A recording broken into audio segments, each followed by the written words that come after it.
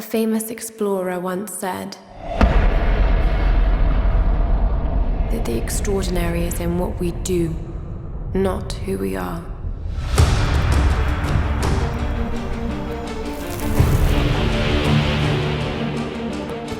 I'd finally set out to make my mark, to find adventure. But instead, adventure found me.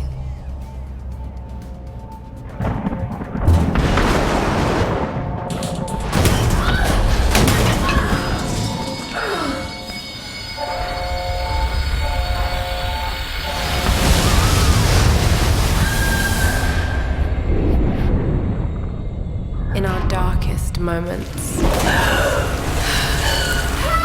when life flashes before us, we find something that keeps us going.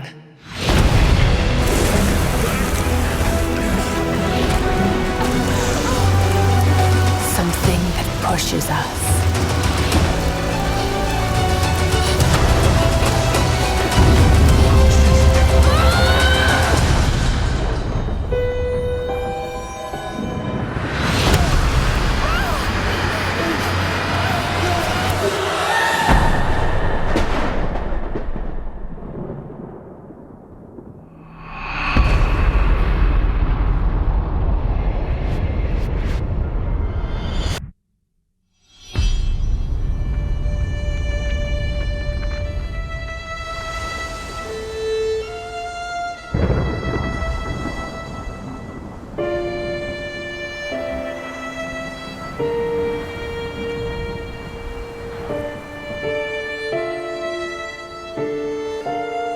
When all seemed lost,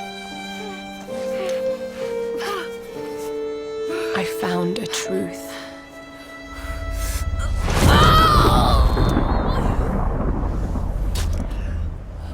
And I knew what I must become.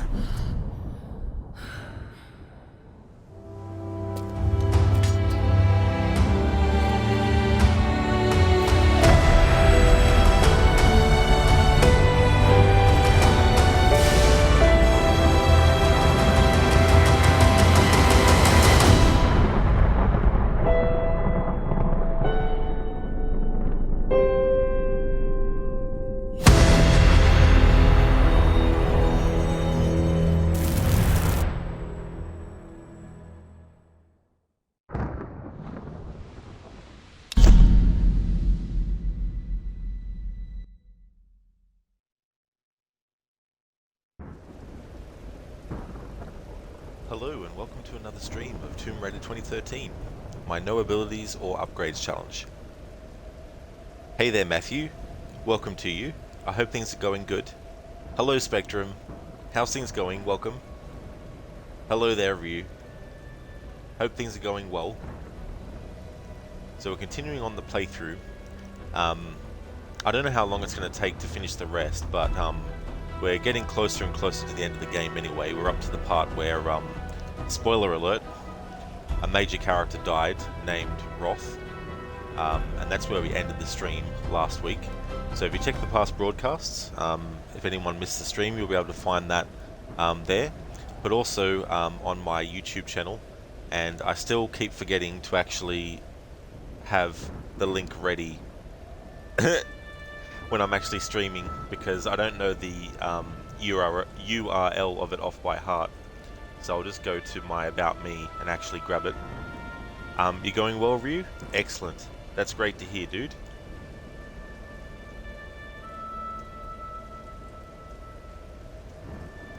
But there we go. That's my link to my YouTube channel where I export these videos. So you'll be able to find a lot of my videos there. Once they disappear from Twitch, don't panic. If you go to YouTube, you'll be able to find those streams that will eventually be taken off Twitch automatically after a certain amount of days is over. But if you keep checking back there, that's when you'll be able to find certain things. I will actually be starting playlists as well on that channel, especially when it comes to playthroughs of the game that I might do multiple times, different playthroughs, you know. So for example, my challenge playthroughs, I'll probably have a playlist in the future where it's like Tomb Raider challenges, and then have all the Tomb Raider playthroughs that I've done where there's Tomb Raider challenges, you know. But anyway, that's a future thing. But for this playthrough, just to recap, so only one ability is allowed because the game forces you to unlock at least one before you can progress, and that's at the start of the game. Out of the abilities available to unlock to satisfy Rule 1, the only ones allowed are Animal Instincts, Advanced Salvaging, Bone Collector, as these don't give any advantage whatsoever related to making the game easier, and 3, no upgrading of weapons is allowed. So that's the challenge rules for this playthrough. Let's load up. And I'm starting to use the pinned comment feature on Twitch.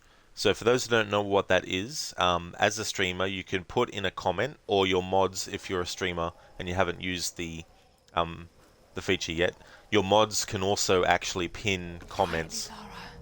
Oh shit. Can actually pin comments to the top of the chat, and I think it's a great way to sort of like, you know, maybe point out something that might be coming up next on the stream or something like that. So if you have a look, I've actually got next game as Rise of the Tomb Raider. So I think I want to start getting into the habit of using that more, that feature. So yeah, the pinned comment up the top is next game Rise of the Tomb Raider, Survivor difficulty plus my own added challenge requirements on top. But I'll go into that when I actually get to that game, which will most likely be today because we don't really have much left of the story in this playthrough.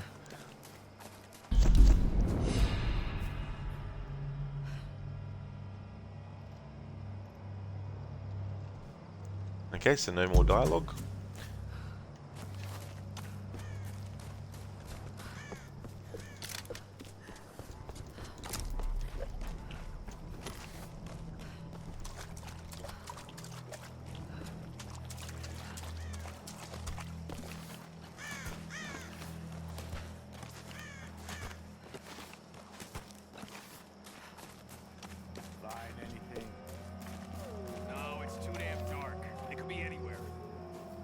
Sure they're here.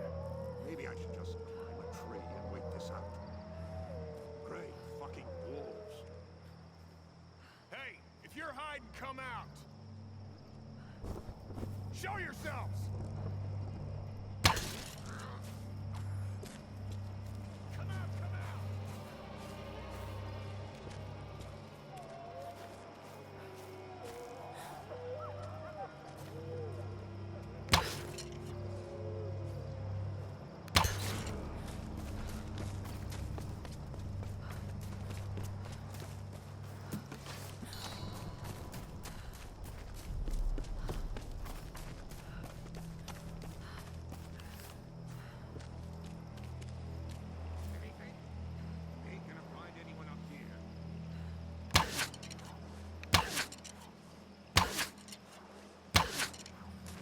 Oh my fucking god.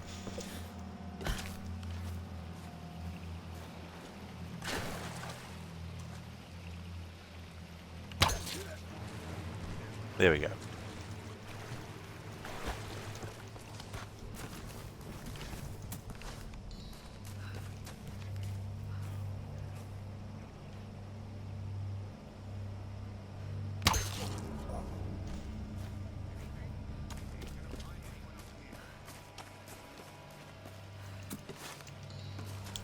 Hey, Dirty Gertie, welcome on in. I'm doing great, thank you. Things are going good. How about you?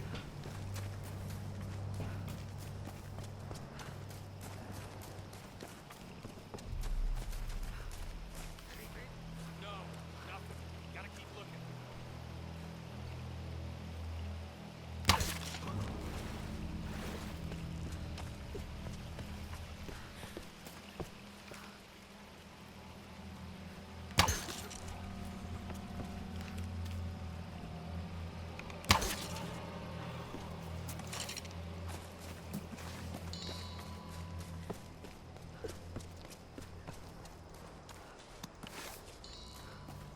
Oh, nice. Thank you very much. Yeah, I wanted to keep the Rod part of the channel name, but I wanted to change the theme of it and also have a shorter name. And I'll still be doing horror games, of course, both any time during the year and also in October, but I wanted the name to reflect that I don't just play horror games. Just stay calm, brother. In case some people were expecting a horror-only streamer and then leave, because I'm not. I don't want people to think that I'm that when I'm not, because I don't like people, you know, being clickbaited or whatnot, you know.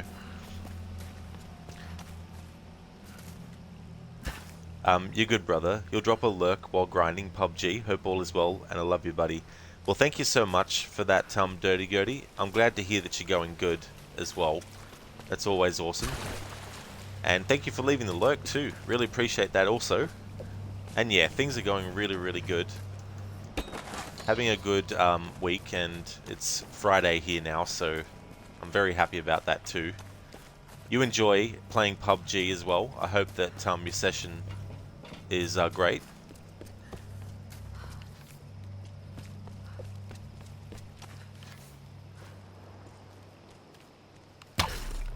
What the hell? Huh? Is it? What the hell? Huh? There we go. I was on a cruise and was sent to the monastery. Saw a lot of dead soldiers. Oh shit. You see any Oni? Oh God!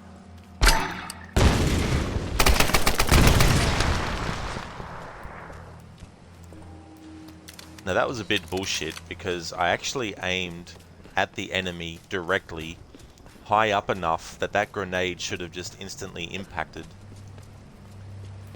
and killed them. But in any case, that takes care of them quickly.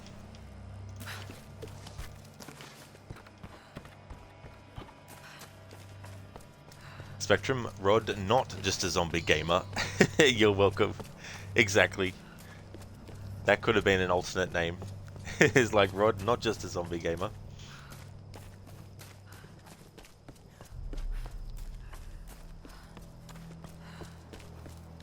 Speaking of horror games, actually, I'm thinking when I finish my Mass Effect playthrough, I wouldn't mind playing through a horror game.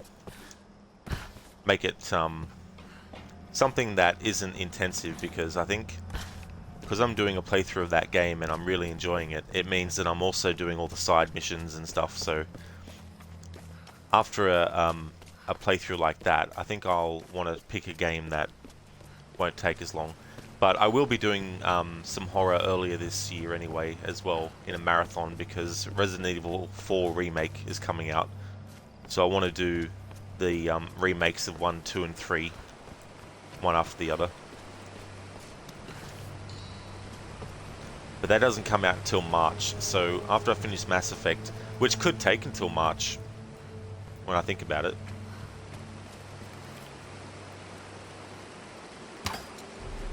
Oops, wrong button.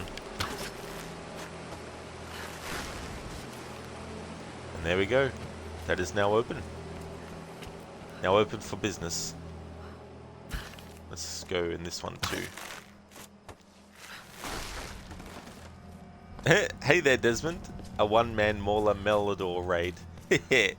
Thank you so much for coming in. How's things going, Desmond? Hope you're having a good one.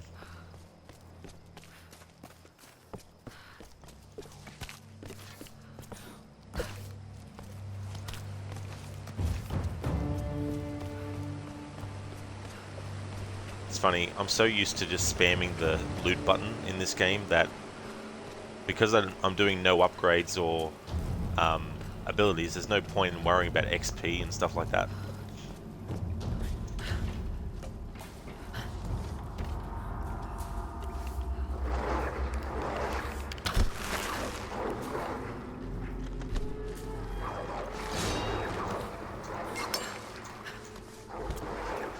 Desmond, all good here. Grabbed a small nap and now feeling restless. Well, I'm glad to hear that you're going good. But yeah, I definitely can understand what that's like. You know, feeling restless after that. It's funny too when you have a nap that you weren't expected to take because you might have been just lying down with the intention to just relax for a bit, you know, maybe do something on your phone or whatnot, or read, and the next minute you wake up and you've fallen asleep and you're like, well damn, this puts my schedule out of whack, because it might be a thing where you fall asleep and wake up and it might be an hour or two before your usual time you'd go to sleep, and then you're like, well great, now I'm going to be awake extra because I had that nap. And I'm doing really well, Desmond. I've been having a good week. It was a good stream of Red Dead Redemption 2 yesterday, but it was a bad stream as well, but only because I felt really bad antagonizing Jack Marston. Like, I felt really, really bad. Especially when he'd say things to Arthur like, I hate you, Uncle Arthur. I was just like, Jack, no! This is not how Arthur truly is. He's not like this normally. Desmond's like, well damn, this messes everything up. Exactly, like, now I have to, you know, see if I can still fall asleep when I actually wanted to go to sleep.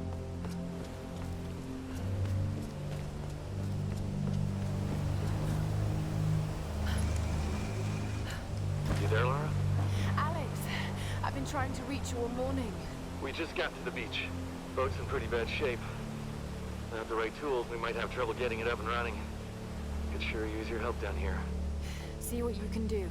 I'm on my way. Watch yourself out there. Lara Croft. A skill that this Lara has that not many people know is that she's actually a really good ventriloquist. Especially in this game.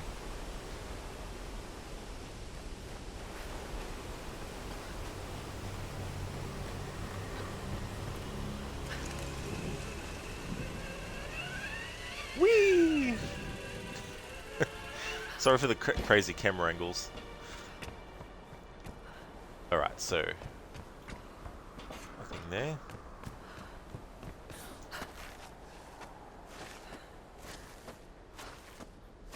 Desmond, yeah, it's almost midnight and now wide awake. Gonna drop a lurk and see if we can get a leg up on tomorrow. Absolutely understandable, Desmond, that is for sure. Thank you so much for popping in. Thank you so much, and thank you for leaving the lurk as well. That's always appreciated. I hope that you do end up getting like a really good sleep that doesn't have you restless once you wake up.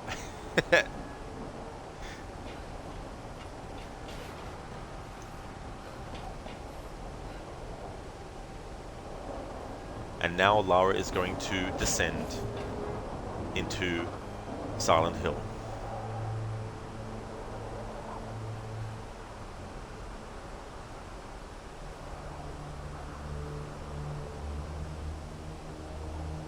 Lara, are you there?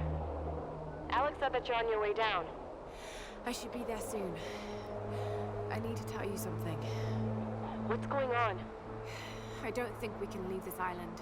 Something is keeping us here. I have to go back to the monastery. Are you sure? Yes, Sam. I need you to keep this to yourself for now. I'm going to help Reyes fix that boat, but then I'm taking it inland. Lara, I don't know about this. Just trust me. It's the only way. Alright. You be careful. See? Lara's a master ventriloquist.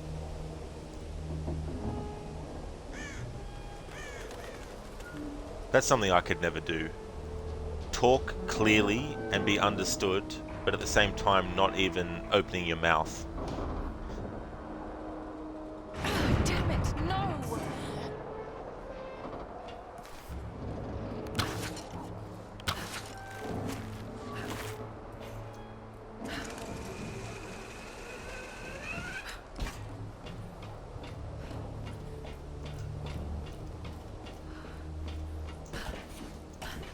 On some ladders you can just jump up like this to get up them faster. Not that I'm a speedrunner, but it is good sometimes to be able to speedily do something in a game. Quiet. Especially if it's a character climbing a ladder.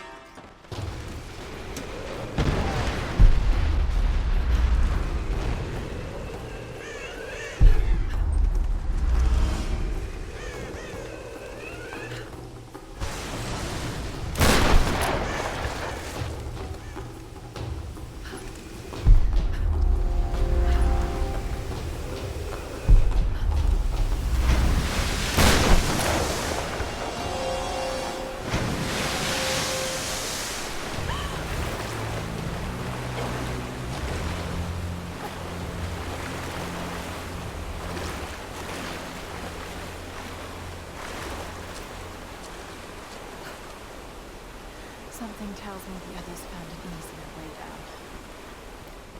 And that was Tomb Raider the Ride. Coming soon to a dangerous island near you. Hey there, Templar. How's it going? It's a me, Mario. Now, let's go kick that Koopa's ass. Templar, you're good. You're playing Aliens Fireteam Elite. Oh, that's good, Templar. So what is that game like? I'm not a fan of that style of game, but I am curious, is it actually a good Aliens game?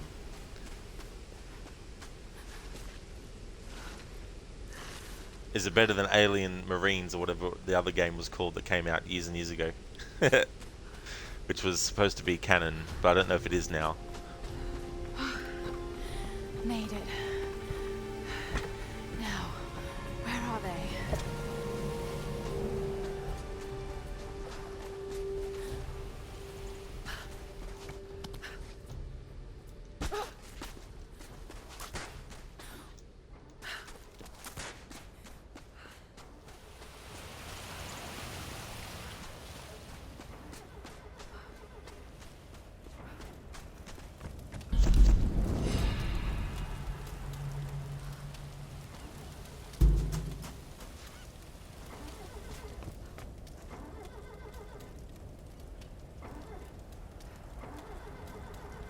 Templar, it's fun. Basically, you're paired with 2 other players, and you either have to do set objectives or survive, and it's a million times better than that other piece of shit.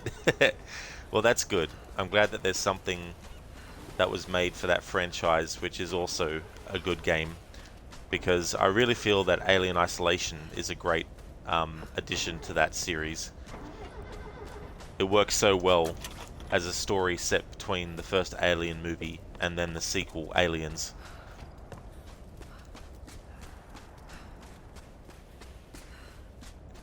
Hopefully, any more Alien franchise games that get made are actually also good too.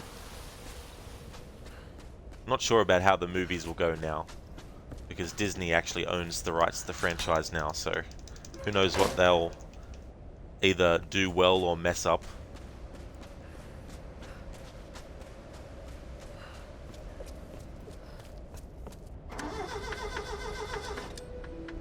Sam! I'm here. Laura!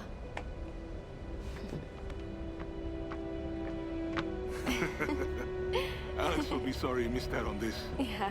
Where is Alex? Heading over to the Endurance to grab some tools for Reyes. Jonah, give the hoist a try. This has got to be our best chance, right? We've got to try. I'm glad you decided to join us, Lara. What can I do to help? Help Jonah.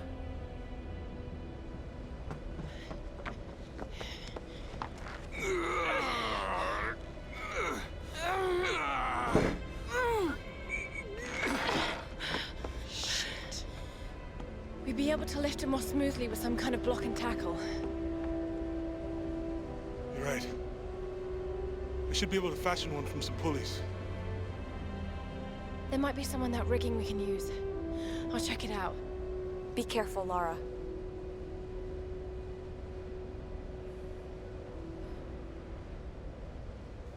Careful is Lara's middle name. See if I can get this gun working. All right. Lara Careful Croft. Final the setup and get the engine ready for the block attack.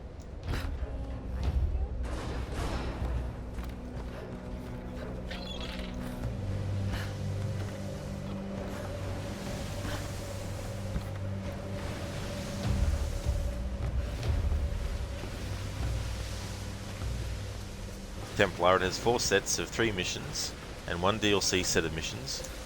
Each one deals with parts of all the Alien franchise, like the Xenomorphs, Engineers, Synths, and Alien Queen. The DLC deals with the pathogen from the Black Goo and Prometheus. They're going to update it further this year. That's actually kind of cool that they're covering all those aspects and not, ignoring the stuff that was established in Prometheus, And that's the thing about that Prometheus movie is I don't get why people were upset at the idea that the alien creature could possibly have been designed to be a weapon, like a biological weapon. I could understand, no matter the explanation, not liking it when things get explained. Like, that's understandable. When people don't actually like explanations being given to things like that. But if you do, then yeah, I don't see what's really the issue with the black goo being sort of like this very volatile sort of thing that, you know, when we mess with it and it interacts with our DNA, it has, you know, results that aren't going to be making us, you know, happy people. You know what I mean? Like, there's going to be massive side effects. Hey there, Kazi Autumn. Welcome to you. Templar, the execution could have been better in some parts, but you loved it. Well, that's good, Templar. It's good that despite that, you still enjoyed the experience. I don't blame you, Autumn. It's a really good franchise. Like, I still feel like the first two movies for me are the strongest. Amazing. Portuguese. Looks to be early 18th century. And the only major thing I have against Alien 3 is that they killed off Newt and Hicks. As an Alien movie, though, Alien 3 does a great job with making the alien just one this time again. You know what I mean? Instead of multiple. Oh my god.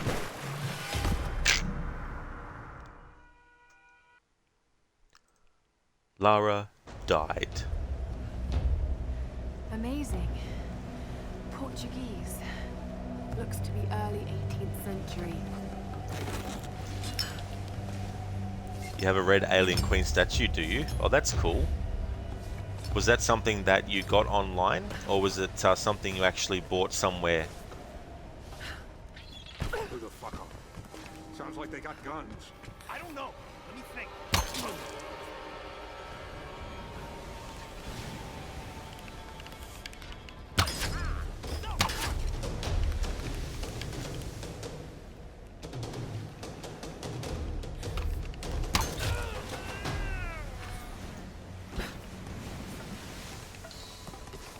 So on Amazon it cost you 150.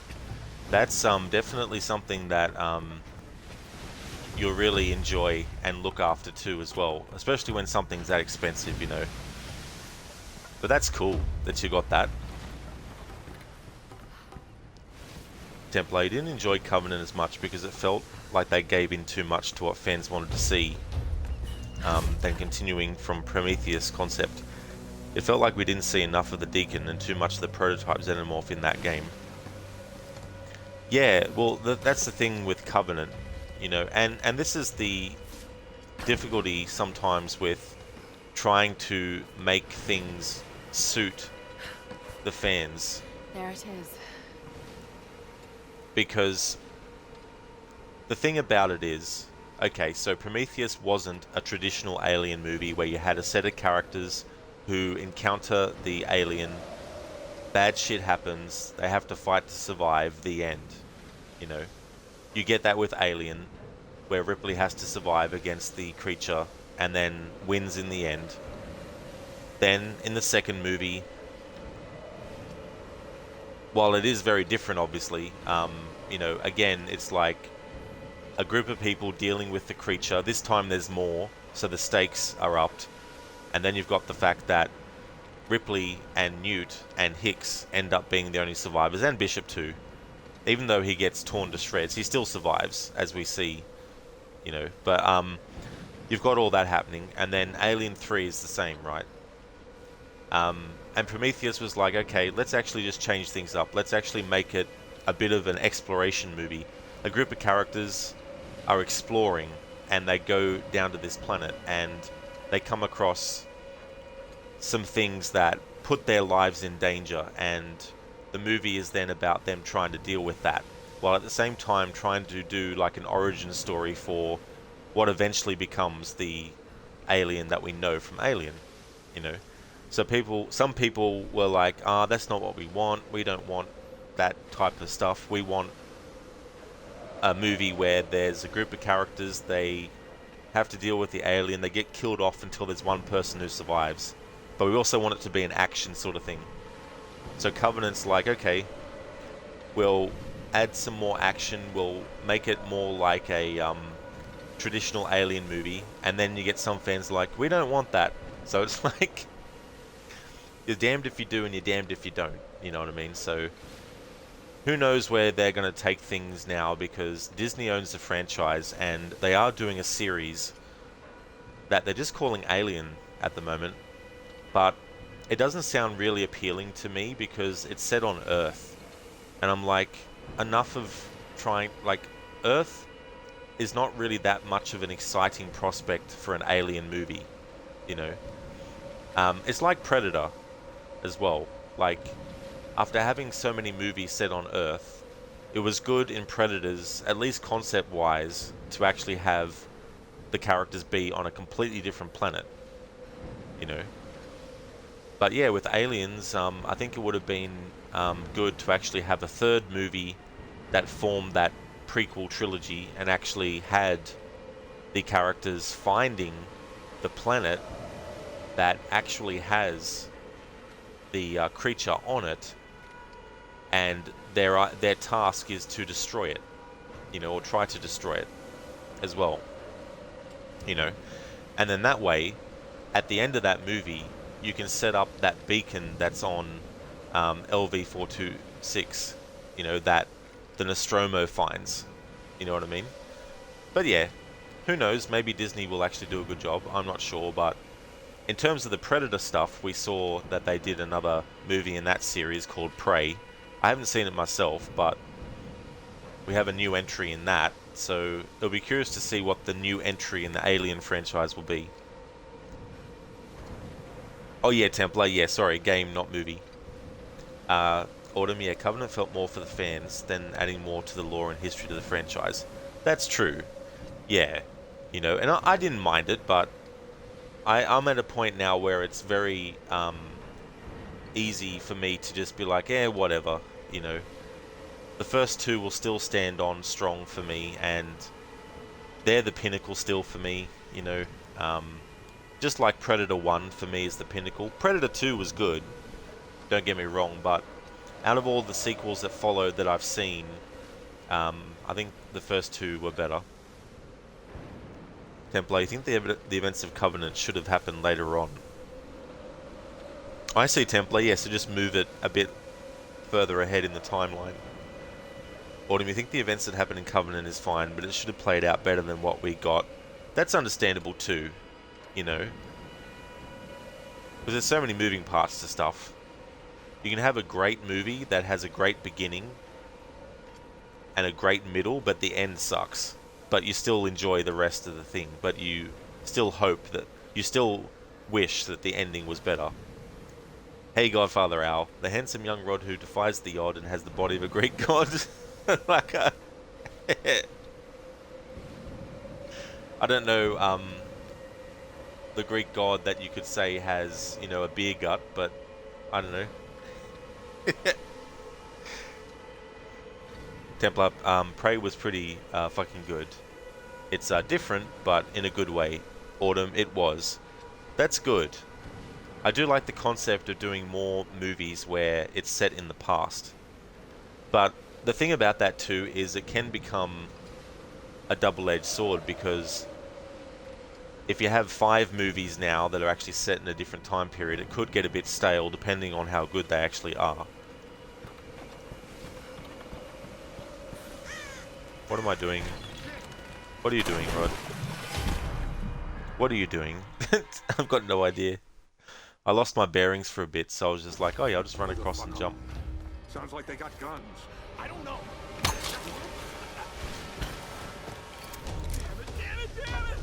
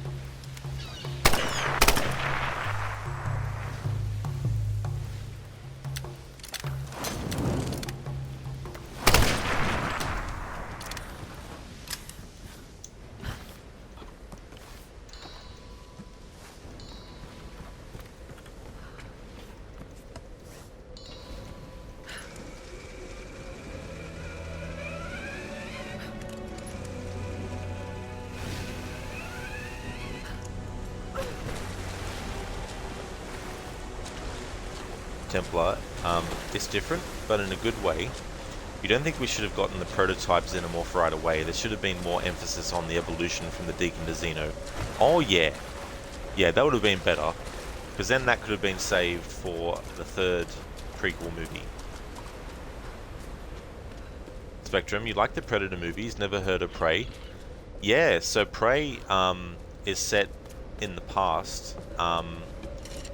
And it also ties into the ending of Predator 2, where the main character gets that flintlock pistol as well. There actually was a fan film that was done. I can't remember the name of it, but they actually did a fan film where the Predator visits Earth during the time of the Middle Ages, and a group of knights have to deal with the creature. Actually, I should fish that out, and then that way I can actually post a link to it. Predator fan film Knights. I'll just put that. That's what it's called. Predator Dark Ages. Alright, so I'll make sure I'm getting it from the actual channel that did it. So there we go. Alright, so looks like the name of the channel is The Filmmaker's Guide to the Galaxy. So I don't know if they changed their name because it looks like their new projects aren't that. But anyway, that's the channel name. And the short Predator movie that they did, and I say short because short movies are generally movies that are, you know, between 1 minute and can be like half an hour. Some can even just be an hour if you want to, you know, call it that. But the fan film that they did called Predator Dark Ages was actually it was released 7 years ago, and I'll provide a link to it.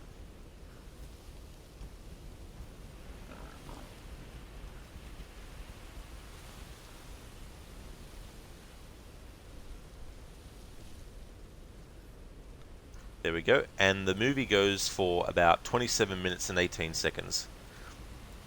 But I remember watching that and thinking that was kind of cool. So the concept I really like of, you know, having the Predator creature, and I know it's called a Yatwa. I think that's how you pronounce it. But in any case, I like the idea of that. So when they announced Prey, I was like, that sounds like a good idea, you know. Templar, sorry, Autumn, you have to redo this challenge for yourself again. Yeah, Autumn, it's actually not that bad overall, really. Like, it does make some circumstances difficult, but not really too much, you know. Another good challenge I like to do with this game that I've done a couple of times now is the bow only challenge, where you can't use any other weapons except the bow. But the thing about that challenge is I personally have the punishment where if I actually even shoot another weapon, I don't even have to shoot an enemy. If I just pick another weapon and go boom in a bow only challenge, my punishment that I add is that I have to restart the game from the whole start. So when you take that into consideration, and then you think about the fact that at certain points the game will automatically switch Lara's weapon to something that's not the bow. So in that type of challenge, with that type of punishment, you have to really keep an eye on when the game switches your weapon. So I found that quite good to do. So I did that once, and then I decided to do another bow only challenge for Rise of the Tomb Raider. So I did that last year. I actually did a playthrough where I did this game, Rise, and Shadow of the Tomb Raider, all with a bow only challenge as well. So that was kind of interesting to do that way across all three games. Templar praised a strange movie, like how the Native Americans had more primitive weapons than what we have. The Predator doesn't have the advanced weapons like the ones later on do. The Predator has more primitive versions of later weapons, like he doesn't have a wrist bomb or plasma caster. Instead he has these cluster bombs and a launcher that shoots like lances. He still has some of the classic looks, like his wrist blades, net and disc. That's actually a good idea too, because it's also showing that they also had an evolution of their weaponry. They didn't just completely start out from their earliest history having the most advanced weaponry, you know what I mean?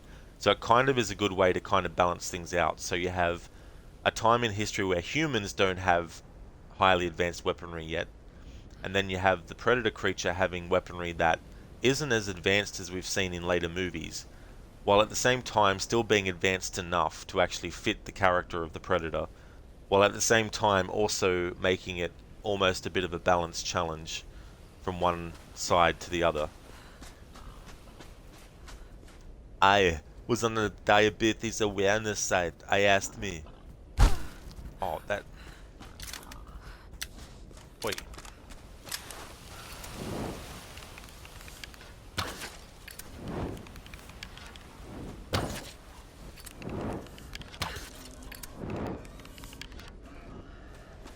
Friggin' boar.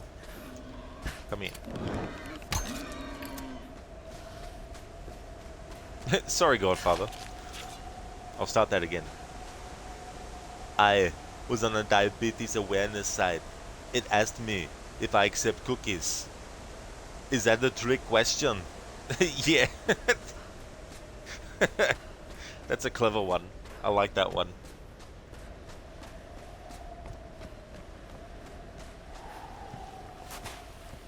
Templar, they put so much emphasis on how powerful guns are against the Predator in that movie, but they are rare. I see, yeah. Well, that's understandable too, because obviously they did have, you know, more than just bows and arrows and javelins and things and whatever else could be used as a melee weapon in that time period. So it makes sense that they still have, you know, guns.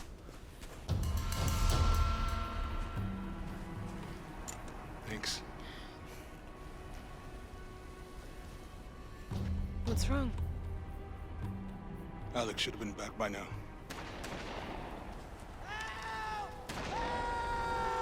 It's Dr. Whitman. Oh no, Dr. Jonah, Whitman. help!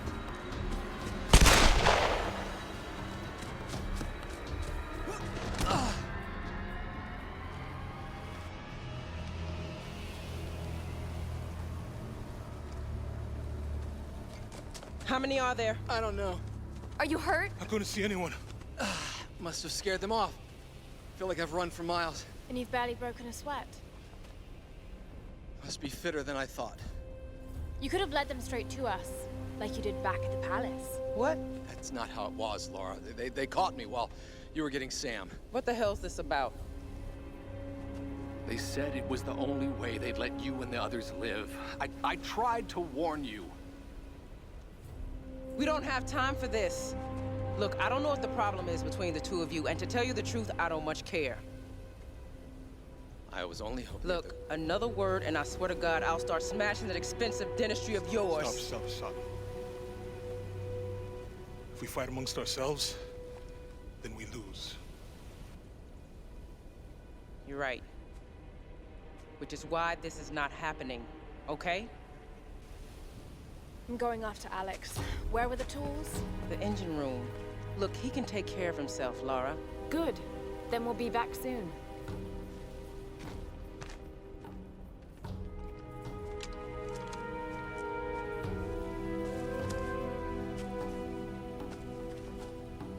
I feel like... Laura, wait. Here, take this bow. I've been saving it for you ever since I found it. It's powerful. Can shoot an arrow into almost anything. Thank you, Jonah.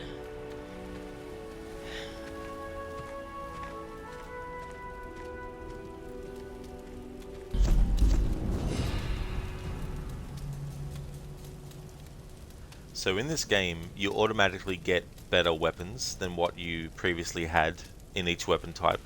So that kind of thing is unavoidable. So it doesn't make any difference with this challenge. However, I can't go in and add updates or upgrades to that weapon. Yeah, Godfather's like, hang on, Templar, they can hurt it a shit ton, but they aren't common, obviously. Exactly, yeah, it's not like there's a whole army of people with muskets and cannonballs and everything like that, just obliterating the creature. Godfather, tasty hog. Yeah, that's what it gets for knocking Lara over. It's like, seriously? So there's something that I feel this version of Lara gets a really bad... Well, this version of Lara, I think unfairly, gets treated like she has no redeeming qualities as a different version of Lara Croft than what we saw in the other games, you know. Most criticisms focus on the fact that this version of Lara expresses emotion more than what the classic Lara did. That somehow a character who's in pain, for example, expressing that they're in pain is somehow bad and not something that a character like Lara should do. And the irony of this kind of criticism is that usually this criticism is leveled at male characters in stories who, you know, don't show enough emotion.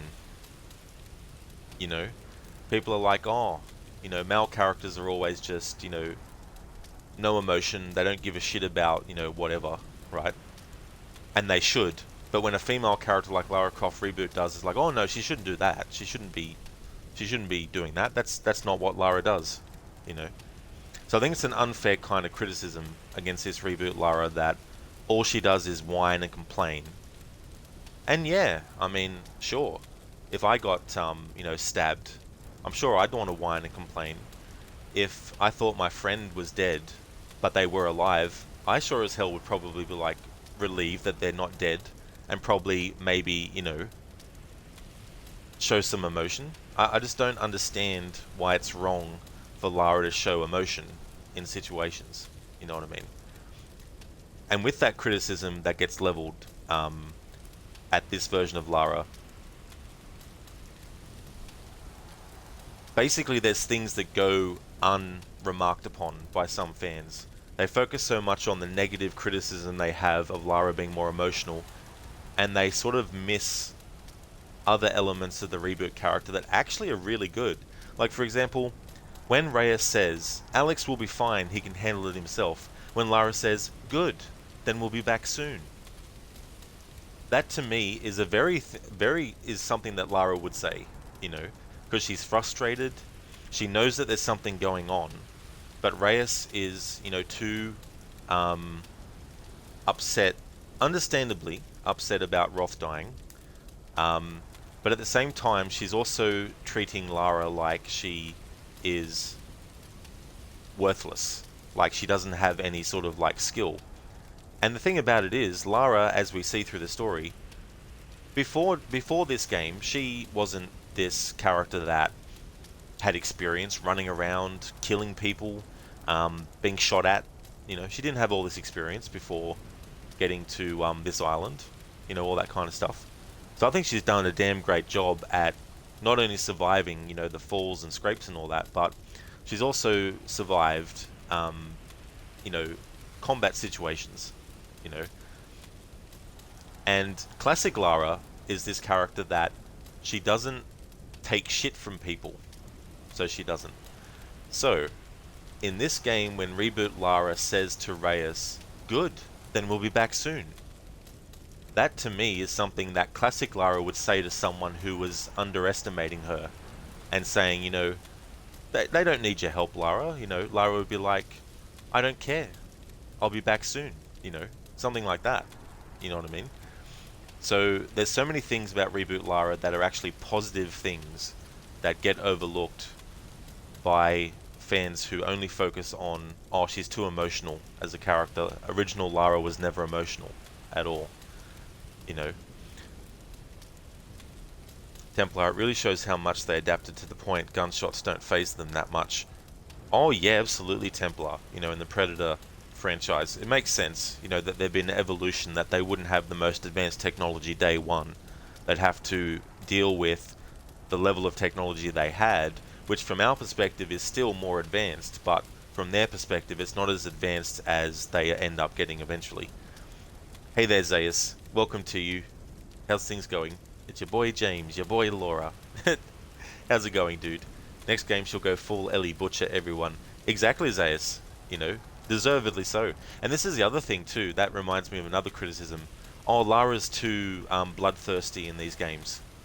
It's like, so Lara should just stand there and get shot? She should not want to kill Trinity? She should not want to, you know, stop them from doing things? Like, some of these criticisms just seem like petty, quick criticisms to just brush everything else aside, you know what I mean? But I personally don't have an issue with Lara going around killing every enemy that she sees in these games, because to me it's like, what's the option? What's the alternative? And better yet, if classic Lara was faced with someone shooting at her, would she just stand there and get shot? No, she'd shoot back and kill. See the irony and contradiction in treating classic Lara as if there's nothing about her that isn't also done by this version of Lara, yet the other version doesn't get the same criticisms, but this version does. You know what I mean? So that's something else. And it makes me think of Batman as well. If you're going to give me a Batman story where Batman never kills, if it's a good story, if it's written well, if I like the characters, if I like the story, then that's cool that he doesn't kill. If you also say, hey, I've got this really cool Batman story, he kills people in it, if the story is great, if I like the characters, then I don't mind if he kills people in it, you know. Obviously people have their own preference, and some would be like, nah, Batman never kills, so if there's ever a story where he does, I don't like that story based on that, you know. But yeah, for me, it's just, you know, whatever, as long as the story's great, you know what I mean. So with Lara as well, like, if you want to have a Lara Croft that doesn't, you know, go around and kill humans, then, you know, that's fine, you know. But for me, it's not a factor that makes me decide whether or not I actually like the character of Lara Croft, either version, you know what I mean. There's, you didn't play the Tomb Raiders, the original Tomb Raiders on one hand. It seems like Uncharted inspired to the max. All Nathan Drake does is kill people. Dude will legit say, how's that feel, post-headshot in 2 games? Yeah, well see, this is the thing, Zaius. In the very original Tomb Raider, the majority of enemies are wild animals. But you do have human enemies that Lara takes care of. And in that original game, for example, when Lara kills Larson in the original version, there's no scene of her upset, there's no scene of her saying anything. Like, she doesn't even say anything when he's dead. She just kills Larson, and then off she goes, on her way, you know. In Tomb Raider 2, there's more human enemies overall than there are wild animals. And even that game at the time was criticized for having too many human enemies. You know what I mean? And so you get to Tomb Raider Anniversary, which is a remake of the original Tomb Raider. When Lara kills Larson, she's never killed anyone before, so she's really upset about it, and she looks at her hands and then she brushes them as if she's trying to get the blood off her hands, but she can't, you know. However, in Tomb Raider Legend, which is actually chronologically set after Tomb Raider Anniversary, what is Lara doing? Killing enemies? Any scenes of her crying about it or being like, no? No, there's not. She just kills human enemies in Tomb Raider Legend and Underworld and doesn't bat an eye, you know. And then you get Uncharted in 2007. So obviously Tomb Raider Legend came out before Anniversary, even though Anniversary is set before. But Anniversary came out the same year as the first Uncharted in 2007. And that's where we start to see a change in how characters are actually conveyed in video games. And we also see how cinematic language from movies started to be put into gameplay as well as just actual cutscenes where you sit and watch a scene play out, you know. There's an evolution of stuff. So if you look at the Uncharted games, you have a character that was like someone who, like, in some ways the Uncharted games were like you were actually playing a movie. Even in gameplay, you felt like you were actually playing a movie, you know. And then these reboot Tomb Raider games come along, and they want to do that same thing. And people just say, well, the Tomb Raider reboot games, they're just copies of Uncharted. There's nothing that the reboot Tomb Raider games have of their own that is of any value. They're a complete rip-off of Uncharted. But then when you look at Uncharted, there's no fast travel points. There's no skill points. You don't sit down somewhere and Nathan Drake goes, I'll upgrade my weapon to, you know, have like all these stats, or how about I actually, you know, there's no skills where it's like Nathan Drake can sustain less damage now that he's got this, you know, skill. Like there's none of that in the Uncharted games, yet these are just complete copies with nothing of their own, you know what I mean?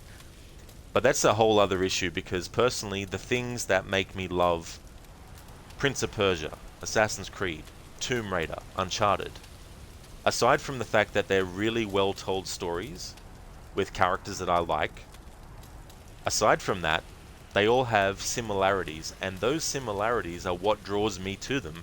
So without those similarities, I wouldn't be drawn to them.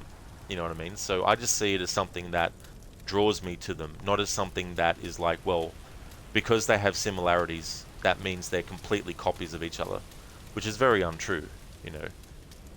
But yeah, that's a little bit of an overview with Lara Croft, and how in the classic games, when she kills humans, there's no reaction from her. She just keeps on going. They didn't actually have Lara show any kind of like remorse for killing someone until Tomb Raider Anniversary. But because it's a prequel to Legend as well, and in Legend she has no worries about killing people, to me it makes the criticism in these reboot games that Lara Croft kills too many people. It doesn't make sense for me. You know, it doesn't make sense that that's something to criticize in this game, but not in Tomb Raider Legend or Underworld, where she's going around killing human enemies without batting an eye. You know what I mean? It's just hypocritical criticism can sometimes be very frustrating as well. Zayas, Nathan Drake is actually Jesus Christ Jon Snow put to shame. Yeah, it's funny, not having seen Game of Thrones, I do of course see the memes and everything.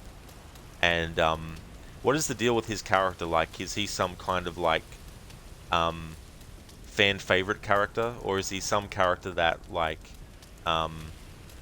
has some kind of like character arc which people were like, damn, I didn't think he'd end up like that person? Like, is that something of him, or he's the Messiah in Game of Thrones fan fave? Is he? Okay, I see.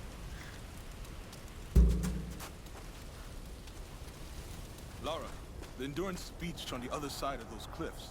You can probably use that new bow to make your way there. Maybe on those rocks across from the dock. Thanks, Jonah. But I already know that, dude.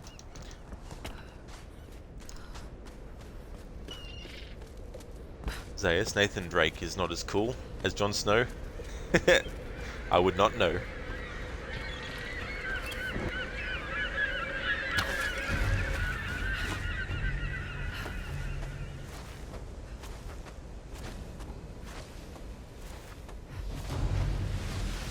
But the thing about, you know, games like this being more cinematic in gameplay as well as obviously cutscenes, as a movie buff, I just love that stuff in the games. What do you need exactly? Alex, we were getting worried. I'm gonna need a breaker bar and the rest of my kit. I can't fix this boat without them. All right, I'm on it. Lara is heading your way. You should wait for her. Lara? No, I got this. I'm heading in. Going radio silent. Alex, what are you doing? Alex is trying to play the hero because he wants to impress you, because he thinks that So what they say? What's going on? the way to actually impress you is to do something that puts his life in danger.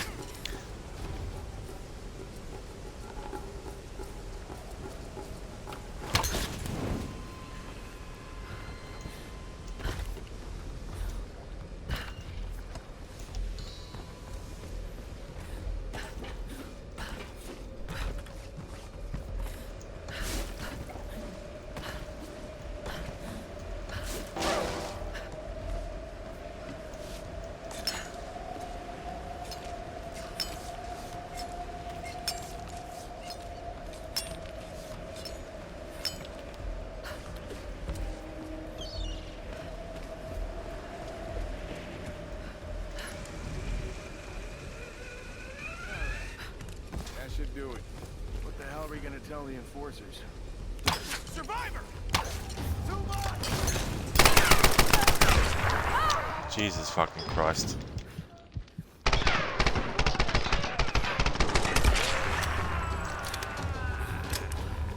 You're going down!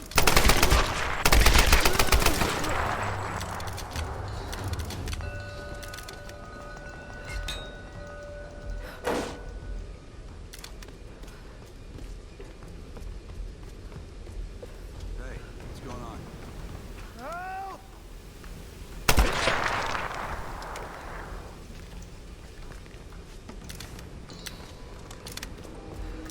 She's got to be here somewhere. She's probably trying to get back to her ship.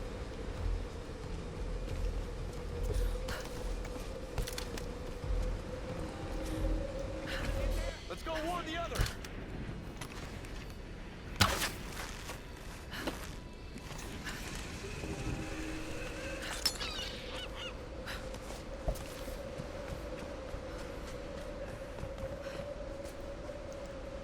There's so many bad puns on this sub. It's making me feel numb. And the math ones are just the worst. They make me feel even number.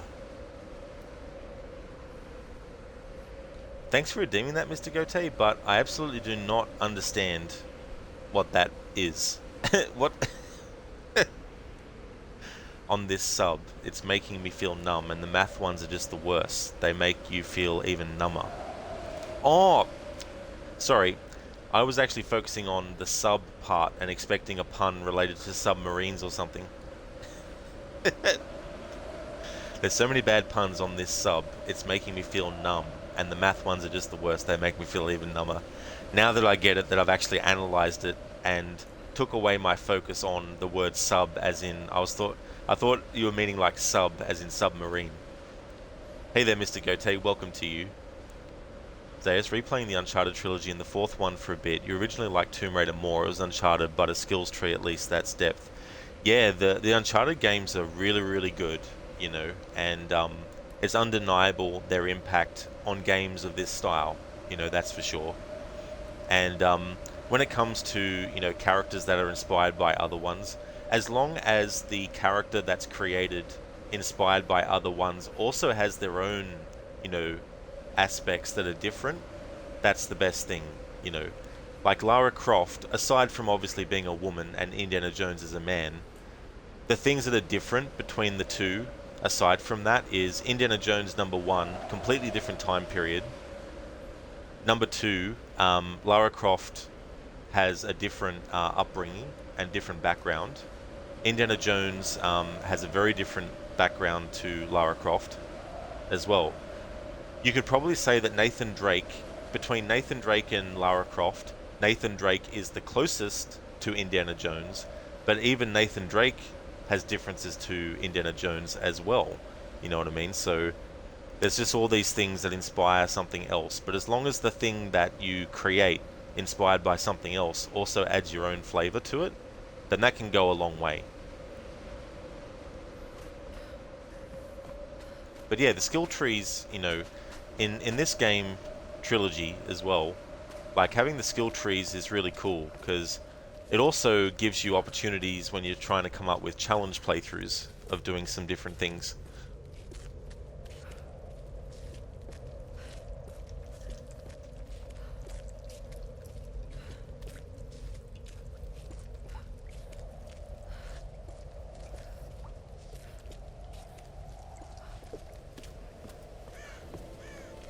The Endurance.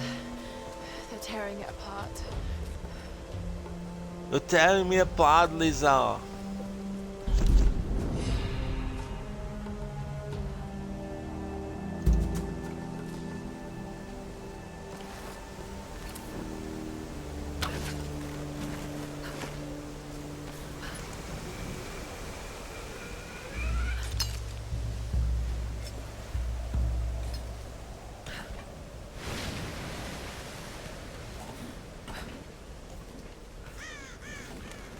So I'll be finishing this game in this stream, but that won't be the end of Tomb Raider streams today because I will be starting a playthrough of Rise of the Tomb Raider.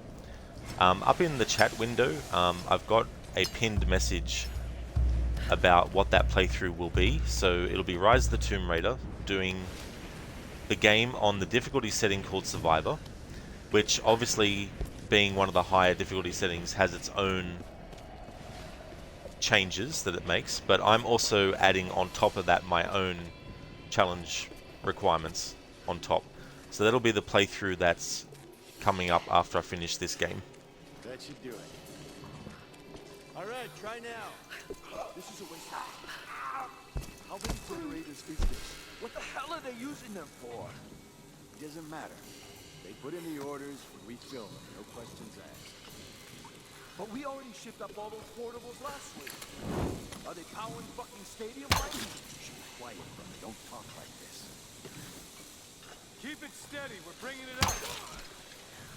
What do you think's going on up at the palace? All that smoke rising over the mountain. If there was a problem, they'd call down. But what about the radio? Nothing but static. Something's going on. Brother, I told you to be silent. Stop this talk. Hold on, it's jammed. Fuck, now what? This job can tell us. Please. I'm not your fucking brother. I'm sick of this place. We keep salvaging all this useless shit. We're working our asses off for what? Father Matthias? The fucking Sun Queen? How much longer do we have to keep... Wait. Whoa. What the... What's going on down there? Everything okay? Everything's fine. No! Just get this generator moving again.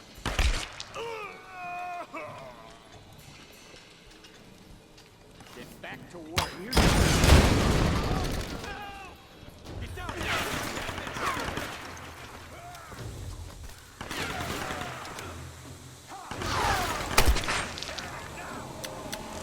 In position!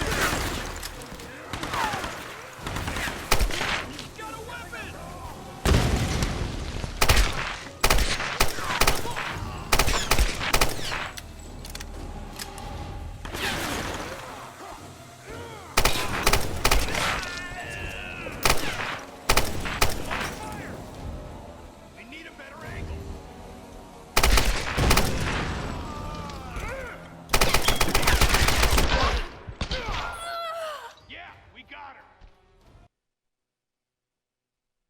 That's what happens when you can't get upgrades for your weapons or abilities. Once that happens, you're pretty much dead.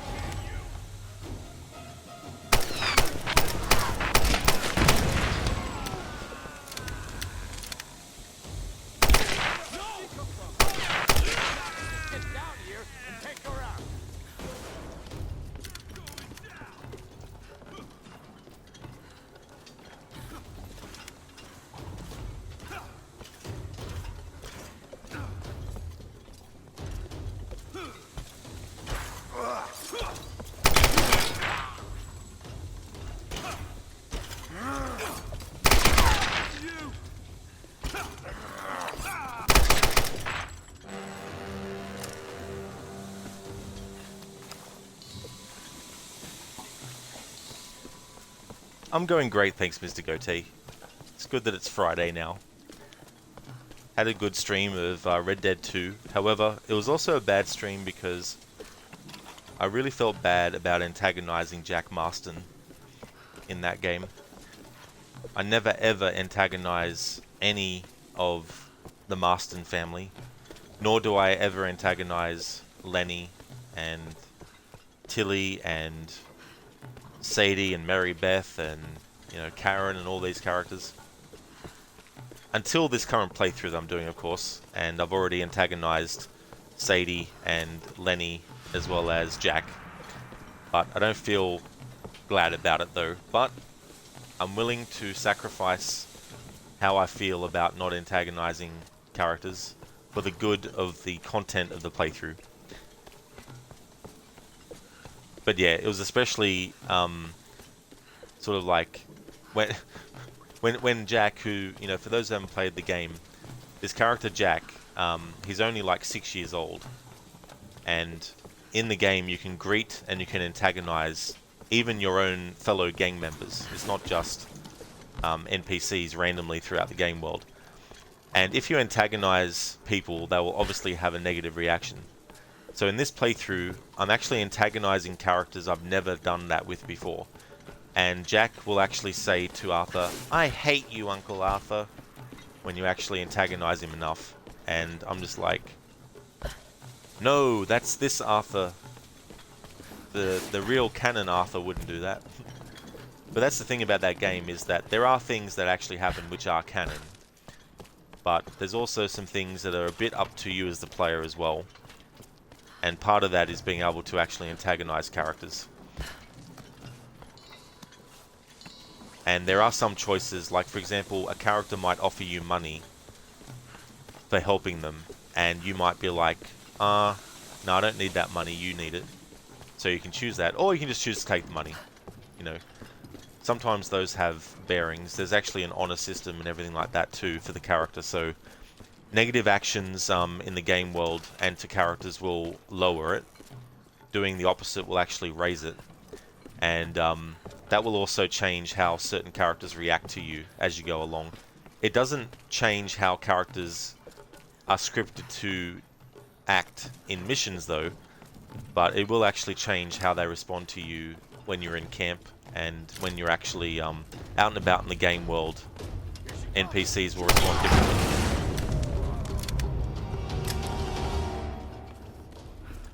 But yeah, aside from that aspect of the playthrough, I've actually been enjoying going really in depth.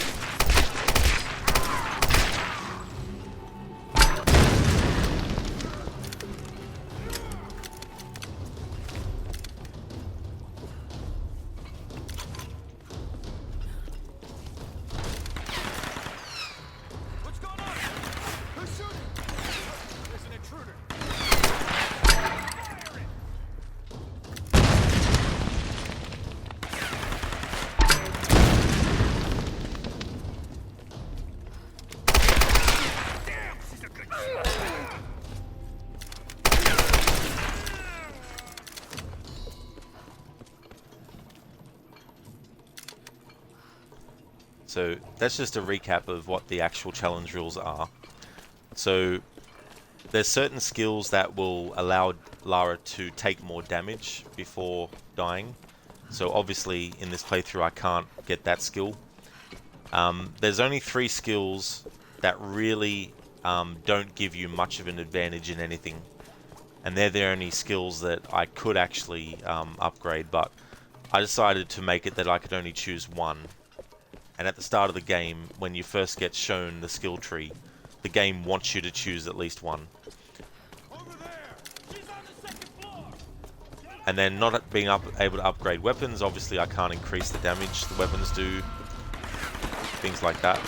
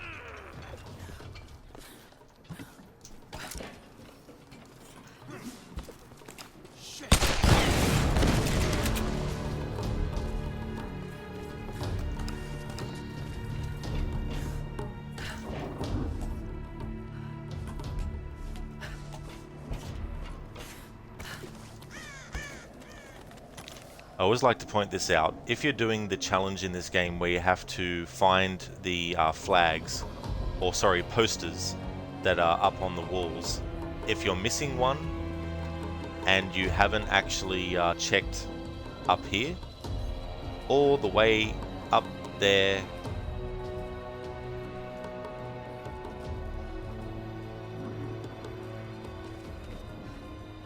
Alex, what kind of trouble have you gotten yourself into? all the way up there, that's where it is.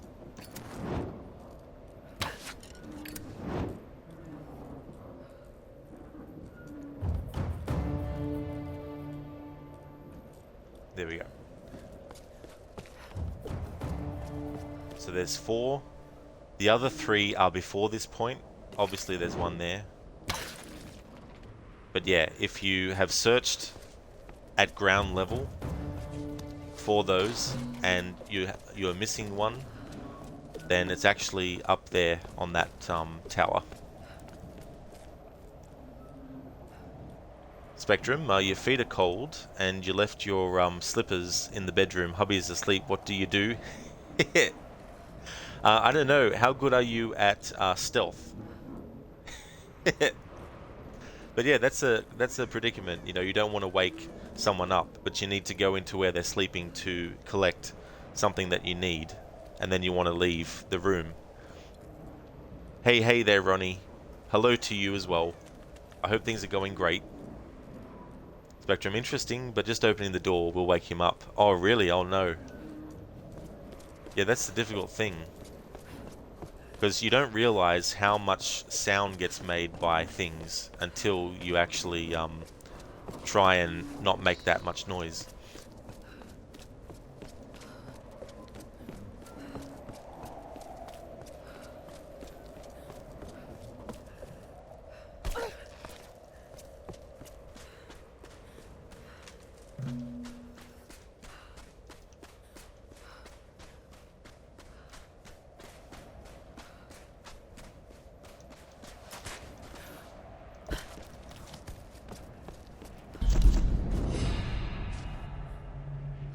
Alright, so when this happens, this is okay, as long as I don't add any upgrades to it.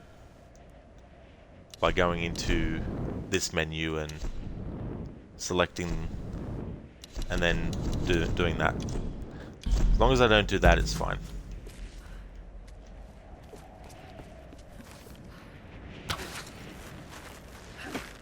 Spectrum, you wish you could train the cat to lay on your feet. That'd be a good idea too. But then it's like, how long would the cat want to stay on your feet would be the variable that's kind of like, even if I train my cat to actually do it, how long will the cat put up with doing it for?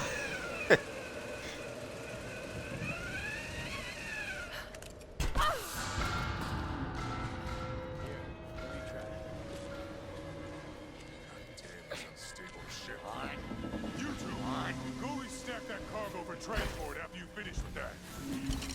It won't budge. Out of the way. I got this.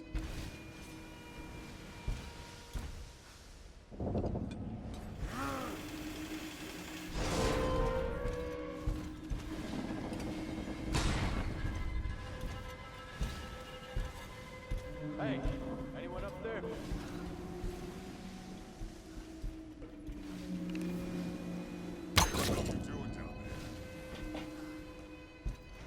This thing open and help me out?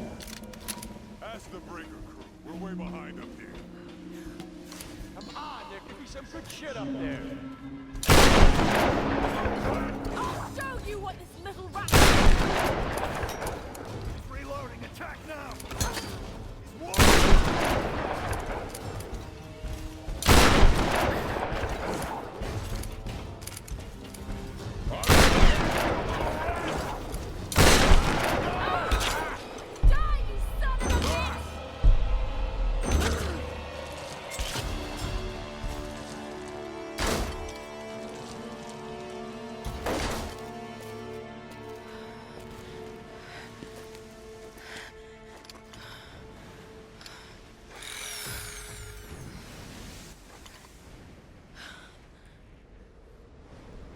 Now we have the rope ascender. I love this tool.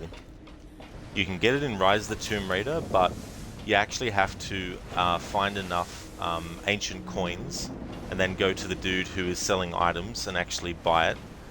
And in Shadow of the Tomb Raider, you actually have to do a side quest where you have to basically talk to people who've been exiled from the village, and there'll be a merchant character that you speak to, and this merchant character will sell the rope ascender, and then after that point she will randomly appear in different random locations in the game world.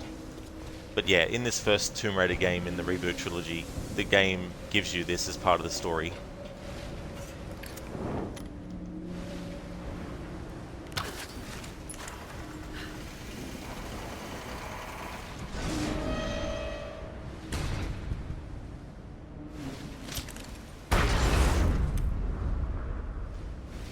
Yeah, Ronnie, just put a keyboard on your feet. Cat problem solved. And the cat is like, I need to go on that keyboard.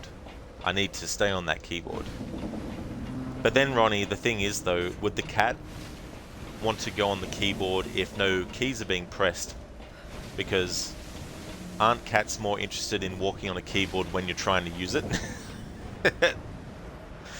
Spectrum, if she's cold and you're in bed, she'll lay on you for hours on end. Oh, really? Well, that's cool too, because that'd be good in winter as well, having that extra feet warmer. Ronnie, you'll be selling kitten slippers soon. Cozy slippers with bits of keyboards on the toes. Oh, really? Ronnie, that's an interesting idea, actually. Something unique, something different. Spectrum, she doesn't kill people, she redacts them. Exactly. That's true. And when she redacts them, what happens to them is they become... Detroit become redacted. I need to cook up some different quotes that can sort of like... or different things that use that, because so far I only have that. Fatality.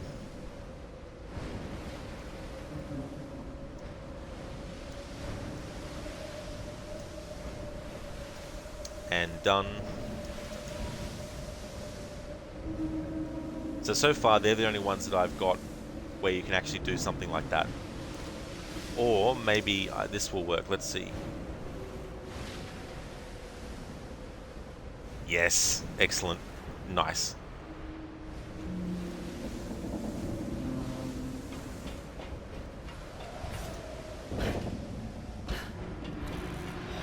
Back here again.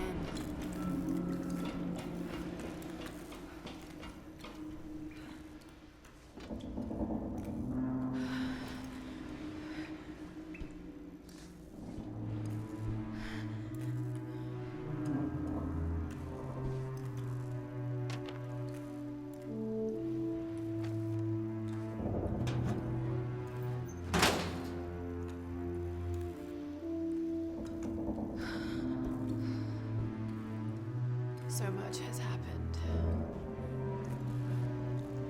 If you're wearing a different outfit on Lara that doesn't have what she looks like here, she still says the same thing, of course.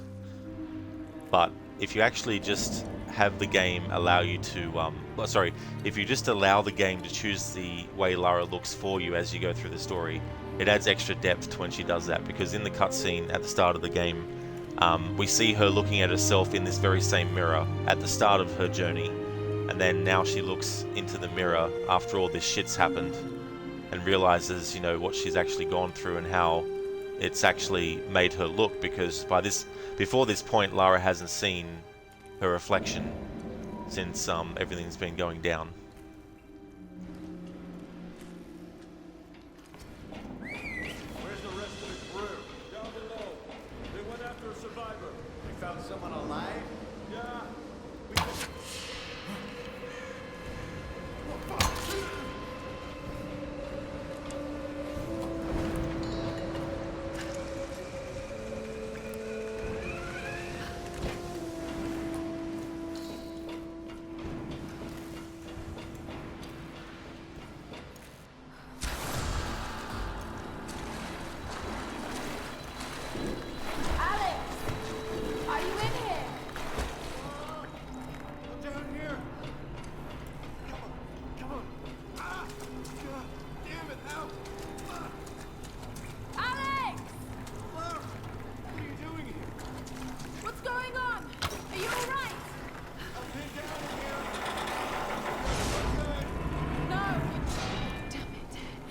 track's blocked. If I could get up there somehow, I might be able to clear it.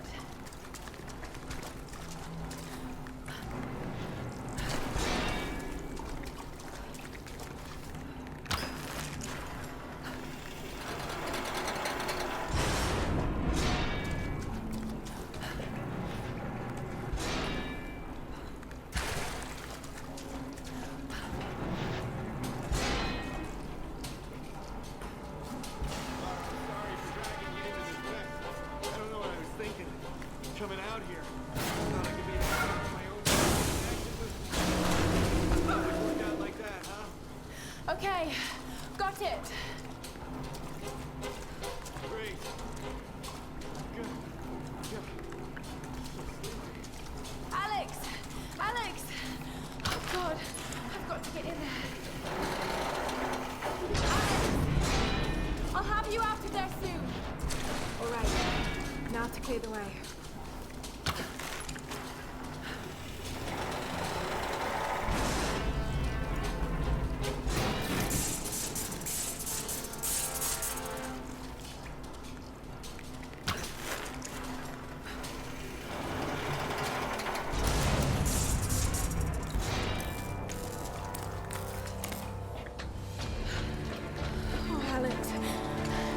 You got the tools. Finally, I impressed you.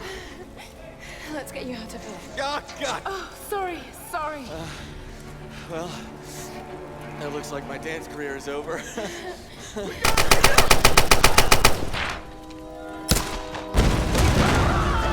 What are you doing? You'll kill us!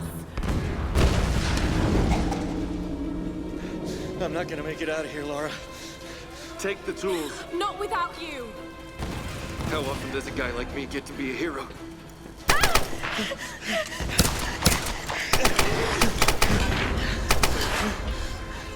Nowhere to run! The others are counting on us. Go! Now!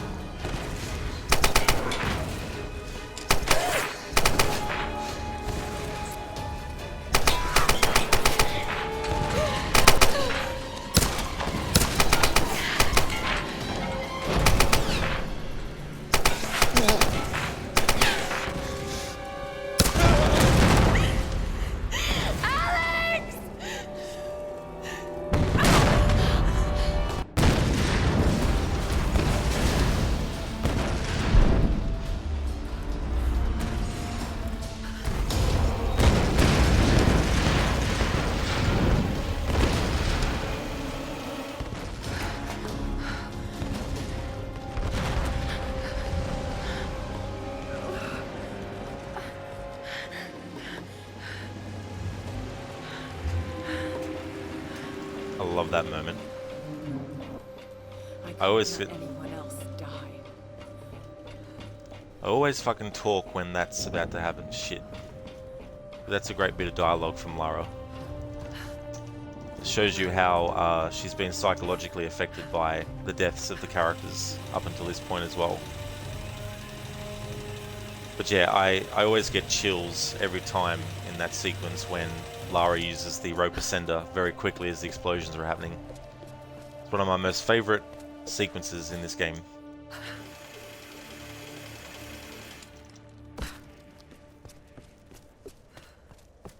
Yeah, Rosie, he's dead. He's all messed up. He's gone. How's things going, Rosie? Welcome. Ronnie is still traumatized by your Detroit Become Human run. Yeah, Ronnie, yeah, losing the main characters that you lost by the end of the playthrough. Like, yeah. I can definitely feel you there. I'm sort of feeling similar, well, not traumatized.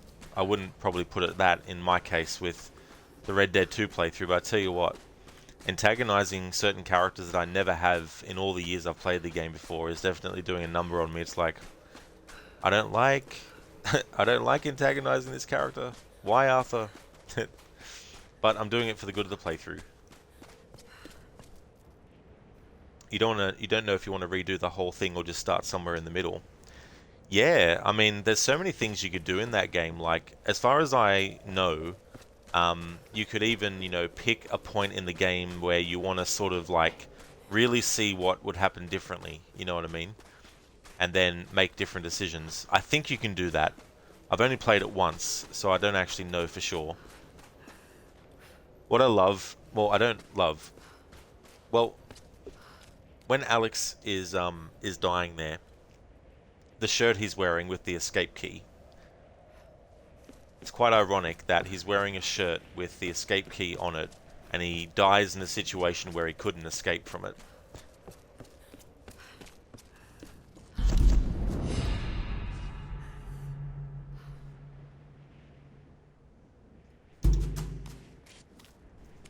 Ronnie, can't you just leave Jack alone and sweet Abigail? I wish I could for that playthrough, Ronnie. I wish I could, but it's like, But yeah, like I'm looking forward to antagonizing Abigail from the perspective of, I betcha Abigail is not just gonna, you know, say something like, go away. I'm sure she's gonna give Arthur a piece of her mind.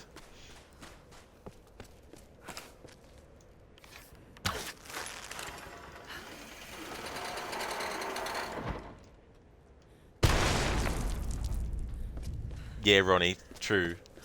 At the point in the story where I am, Sadie doesn't have any sort of like responses of that nature, but as the story goes on and her beautiful character arc unveils itself, then when we get to that point in the story where she's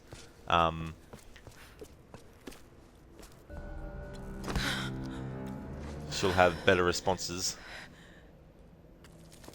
Old logbooks.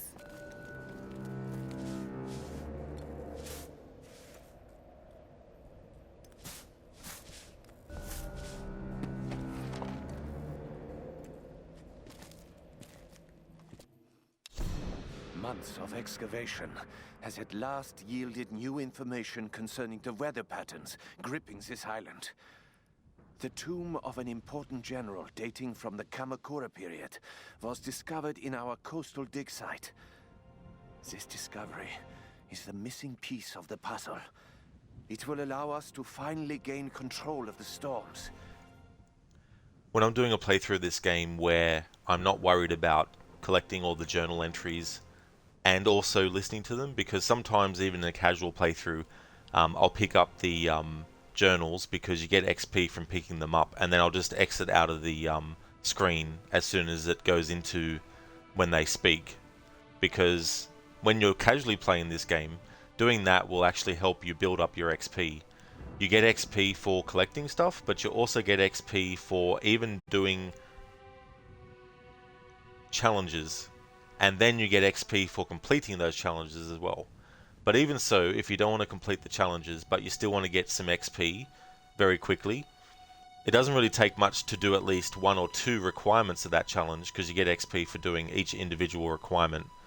In this playthrough, I actually just let this dialogue go through because it's actually something that Lara will mention story-wise, so I always like to let this play when I'm doing a playthrough where I'm focusing on the story, not necessarily picking up everything to hear everything, but just want to have Lara read this and hear the dialogue from the character who wrote it.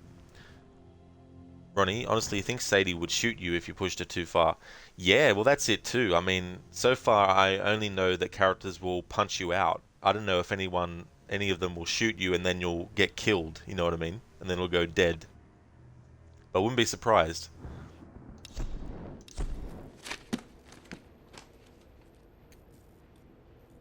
Ancient ruins in the old base. Control over the storms. I need answers.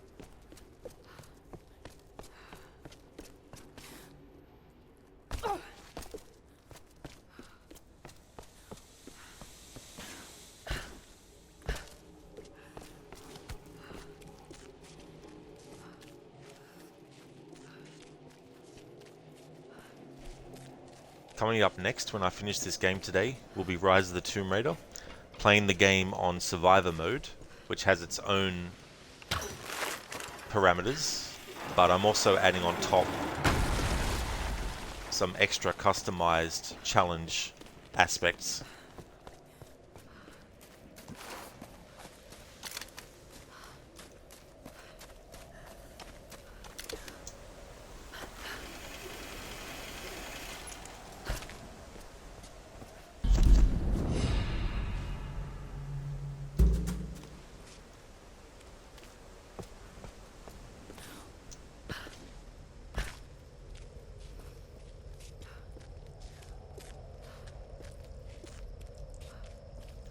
There's even 2 more difficulties up above that one, but actually no, sorry, there's one above that one. Extreme Survivor. I don't think I've done a playthrough on Survivor mode, because in Survivor mode one of the aspects is you can't actually use a campsite unless you have resources for it. Whereas on other difficulties below it, that's not an issue. Get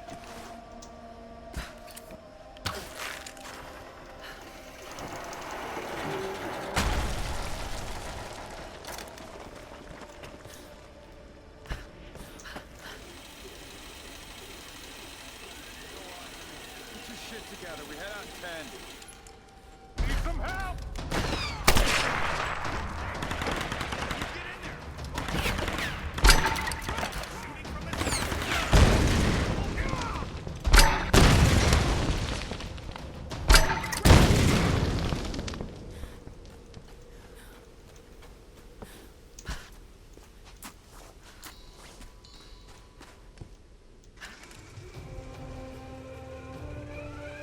This music by Jason Graves is so good. I love that shot too. Extreme wide shots in games I really like.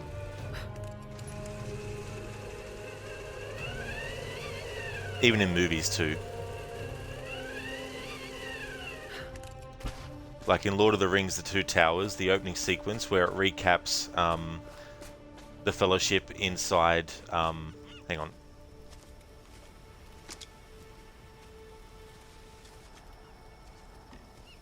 Laura! When we heard the explosion, we thought... Alex. He was still on the ship.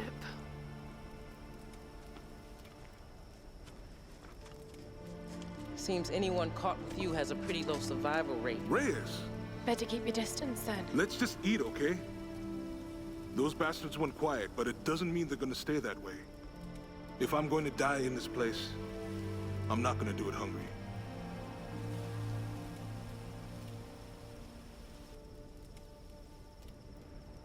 Save a man's stomach, save his soul. Finally, a little positivity. Once Reyes finishes the boat, we'll be back to civilization in no time. And what a tale we'll have to tell. A tale? I hope I never hear Himiko's name again. We can take the boat out at high tide. No, we can't. Don't start that bullshit again, Lara. Lara isn't the only one who thinks we're trapped, Reyes. Matthias may be insane, but he was certain about it. I saw it in his eyes. He thinks resurrecting Himiko is the key to getting off this island. God, it sounds crazy. This whole place is crazy. These storms aren't natural. We have to face that. She's right. When that storm hit the Endurance, I felt it. Something dark, something alive. This place is cursed. Where are you going? There are ruins beneath that old base in the cliffs. Something in there led them to believe they could control the storms. I've got to find out what they discovered. Once we're ready to leave, we're leaving. Whether you're back or not. I won't leave without you.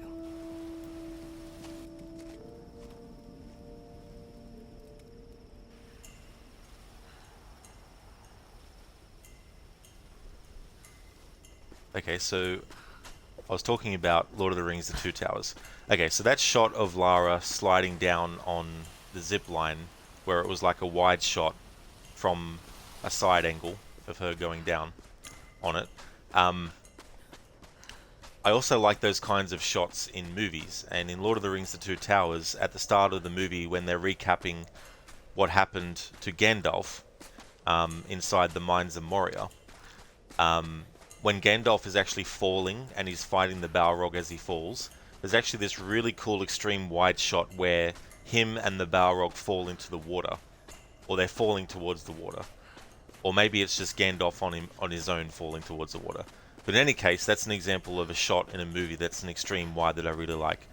Then you have that shot that I was just talking about in this game. There's also in Assassin's Creed Revelations some great ones with the tombs that you do, all that type of stuff. I don't really know what it is about it that I really like, but I think there's just something about the action happening in the camera movement as well, not just the actual really wide shot.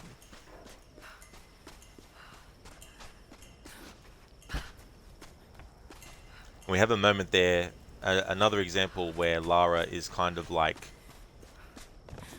Reyes is like, you know, people around, I know Reyes didn't actually literally say these exact words, but she basically said to Lara, people who are around you have a low survival rate.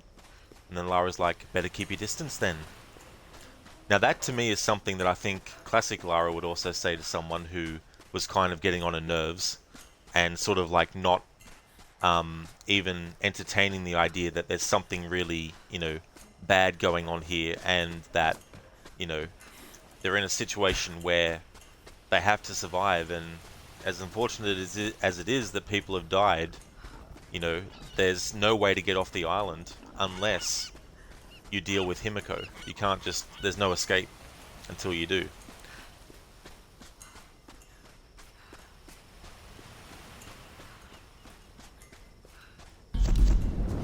If I'm going to get to the ritual chamber in that monastery, we need to fix that boat. I don't know how I'm going to convince the others to take it inland rather than off this island, but I have to find a way. Reyes won't be easy. She wants to get back to her daughter, and she's in pain over Roth. We all are. I still don't know exactly why Matthias wanted Sam in the first place, but it doesn't matter. She's back with us now. She's safe.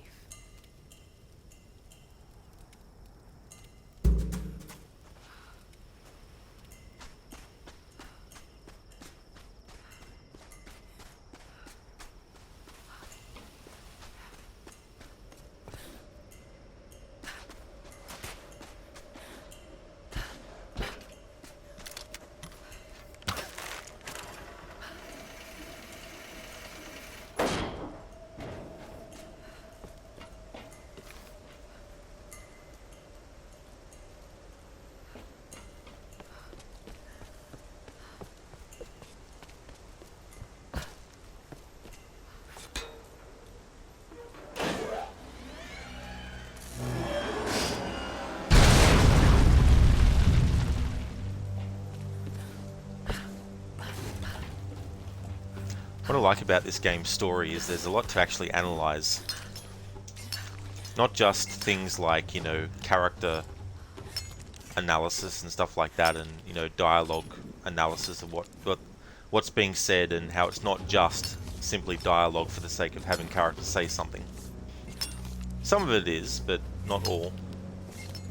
Plus you have the lore of what's happened on the island to sink your teeth into as well. And that's something that I wish the powers that be that were adapting this game into another medium, i.e. live action, I wish they actually did it as a series instead. As much as there's things about the reboot movie that is adapting this game that I do like, and I do feel it is a good Tomb Raider movie as well, but it really, really, really guts the story and the characters and the lore from this game, and I really feel that a series would have been better, because then none of that would have been necessary and they could still keep a lot of stuff.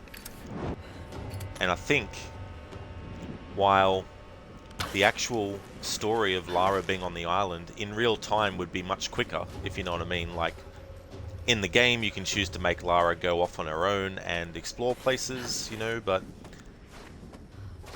given the situation that they're currently facing, things would be moving at a faster pace in terms of story. And so in a series, you could probably tell the whole story of what happens to Lara on the island in, you know, one season. You wouldn't need to have like 3 seasons covering all of that.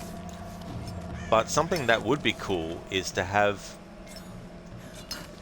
a situation where Lara might find a document that talks about something, and then we, as the viewer, then see that whole event be actually reenacted in full. For example, actually seeing the moment when Matthias crash lands on the or arrives on the island, you know, doing that kind of stuff. I've said it multiple times in different playthroughs of this game, but I really feel that even if they weren't doing like a fully fledged series based on this game, they could have done like a 3-season mini-series. And the first season would be Himiko's time period.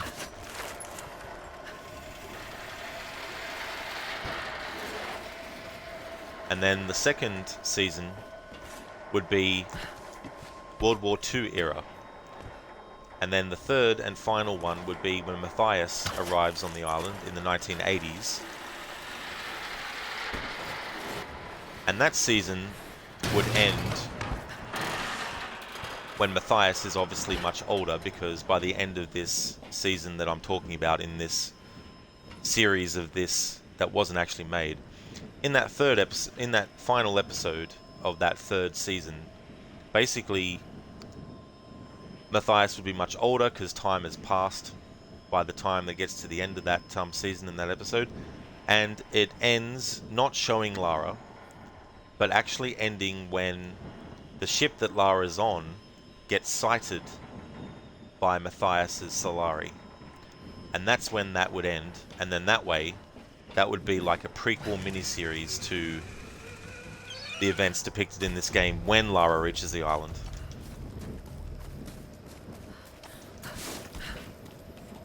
But anyway, that'll never happen now, so we just have to accept that we got the movie that we got, which really guts a lot of this game's really cool lore and background, and also takes out characters and stuff.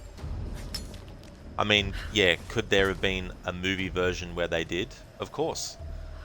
Would that have been better? Who knows, but... What the hell are we doing here? There's fucking Odie in that tomb. Calm down. We got orders from the man. No one goes in or out. They kill anything that sets... Shit! Get over here!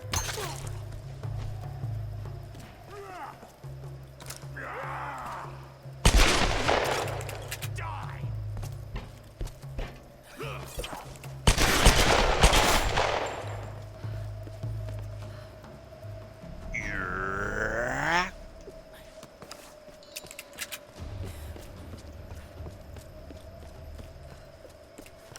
Like, you'd probably have to... I don't know how long... I have to check how long the actual movie that we got based on this actually goes for.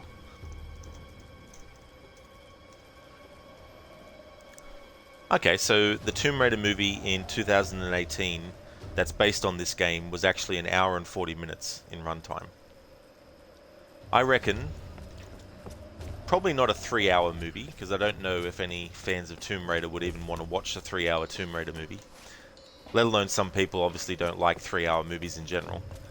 So I wouldn't expect it to have been a 3-hour movie, but maybe 2 hours and a half, you know, something like that. I think that could have given them more time to actually flesh some things out and include characters that they took out. Like, you'd have the big opening sequence set in Himiko's time period.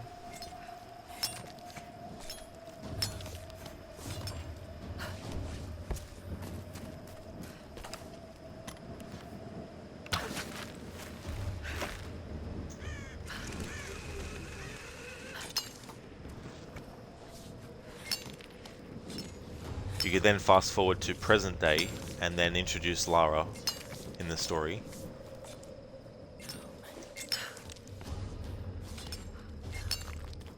You still could have had Jonah and Reyes and Alex and Sam, of course, as part of the story. So yeah, I think a 2 hour and 30-minute Tomb Raider adaptation of this game as a movie would have been better than an hour and 41.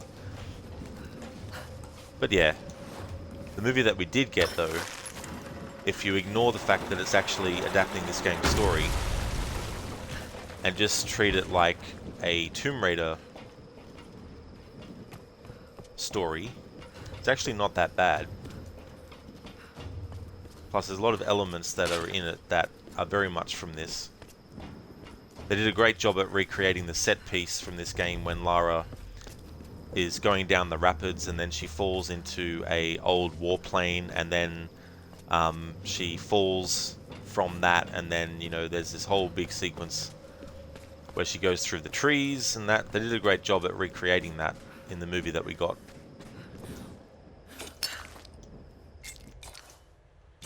Plus I liked how they showed that Lara was interested in kickboxing as well. Thought that was quite good, because she gets defeated when she's fighting against her opponent in that scene, but it really sets up later on how far she's come when she's faced with a one-on-one fight and actually kicks the ass of the person. And it's a bit of a struggle still, but she actually succeeds and then kills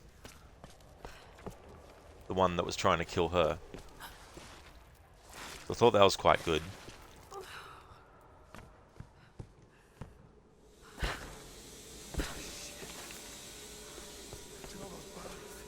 Keep it down. Only you're here. Yeah.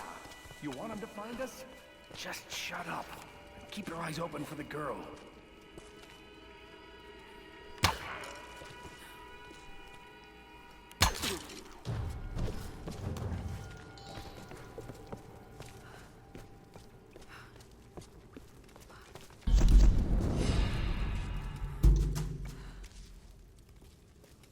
I thought Walton Goggins, who plays Matthias in the movie version of this, he does a good job at the role, but they do change his character in that too, where he's basically working for Trinity and his mission is to go to Yamatai. And by the extension of that, they take out the idea that Himiko is preventing escape on the island. So that gets taken out of the movie adaptation as well.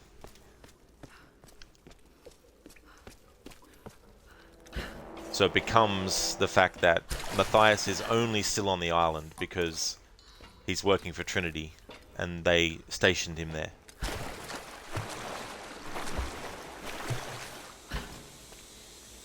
There's also some really cool moments when Lara has to traverse traps in the movie as well,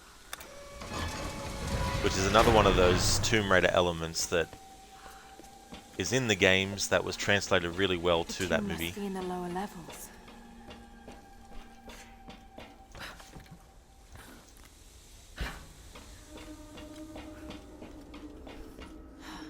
That's where I need to go.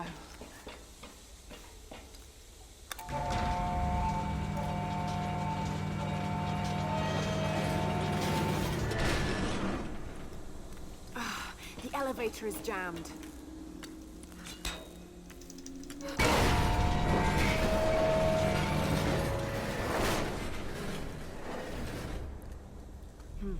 I'm on the right track. Just need to figure out a way to drop the elevator with more force. The thing about this game as well, in terms of its story, is that you have something very supernatural at work, i.e. Himiko's powers and allowing her to manipulate the weather to prevent people from escaping the island. And you have this idea in the story that, you know, these sorts of things are based on, you know, some kind of truth. Like legends and myths are based on some kind of truth now, as well. How do I get back out? So that plays into that with this story.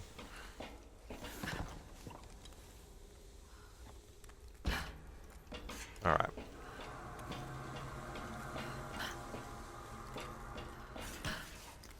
There we go. But in the movie adaptation, taking away the fact that Himiko has supernatural powers means that what they're going for instead is this idea that nothing is supernatural, and there's a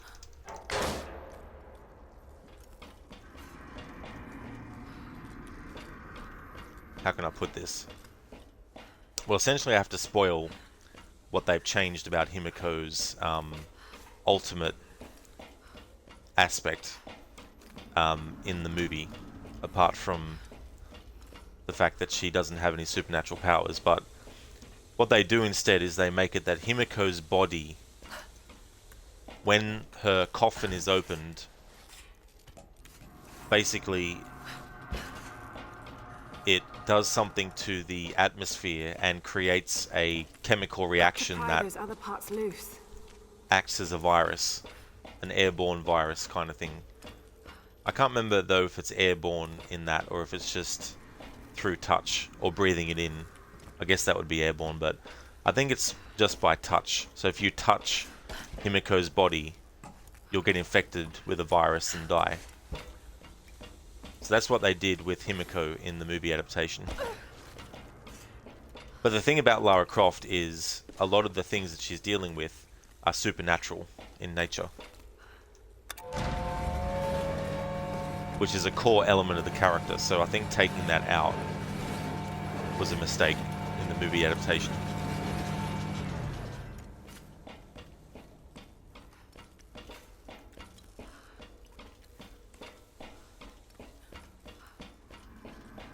It's like if you were to do a movie adaptation of The Shining, and instead of making it that there's ghosts, 3 more and that elevator will fall.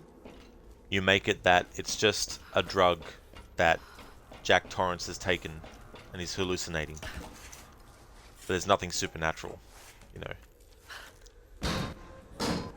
In a way, Stanley Kubrick's movie does do that, in the sense of it's very minimalistic on this idea that there's ghosts actually in the hotel. But anyway, I digress. Supernatural aspects are a core element of Tomb Raider, as they are with Indiana Jones as well. A lot of the artifacts that he goes after, while they do have religious and spiritual significance, they also have supernatural powers associated with them.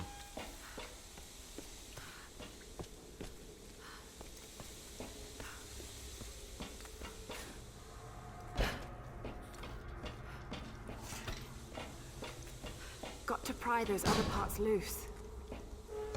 I know that, Lara.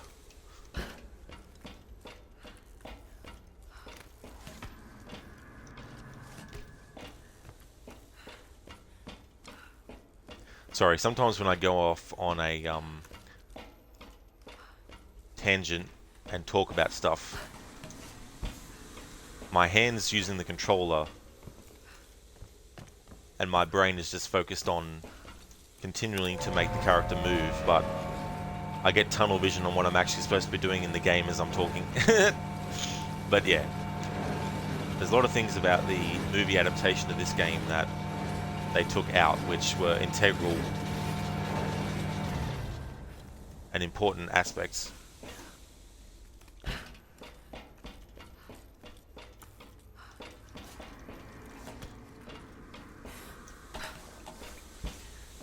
Just need to loosen 3 more and that elevator will fall. Sure will, Lara.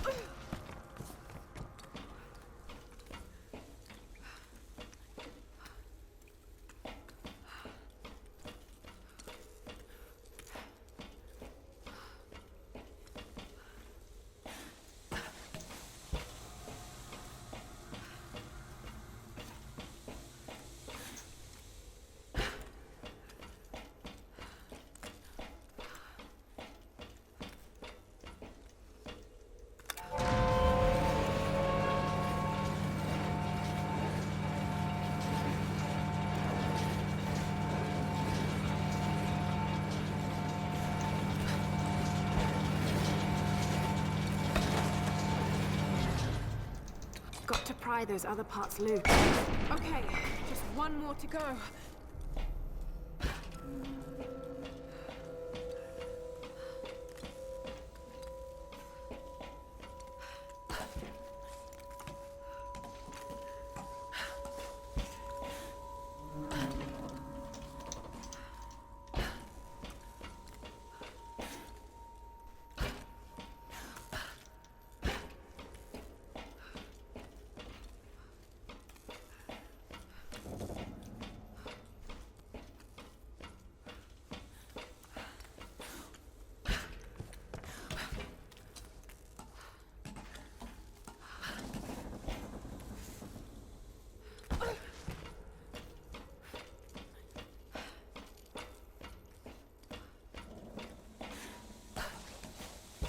Mr. Gote, the photo of Cozumel has to have a clue. Yeah, that's the funny thing in Shadow of the Tomb Raider, how Lara will keep on repeating that.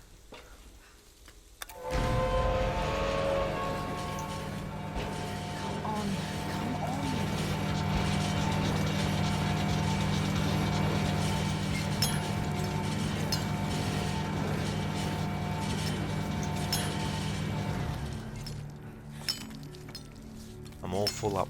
Can't carry any more.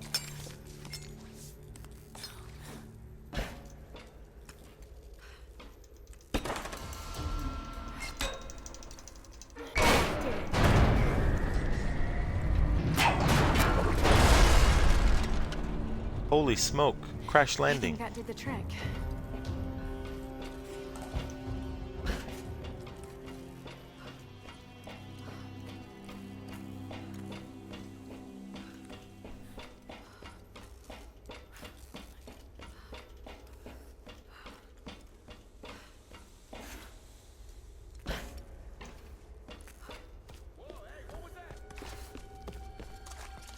Hello? Hey, anyone there? What?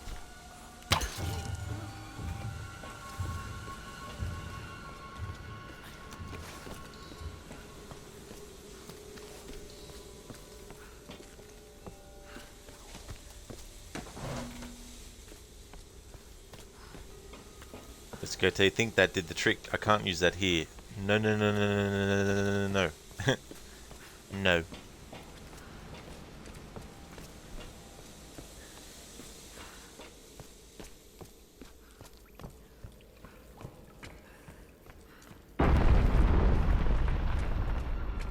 All right, this is it.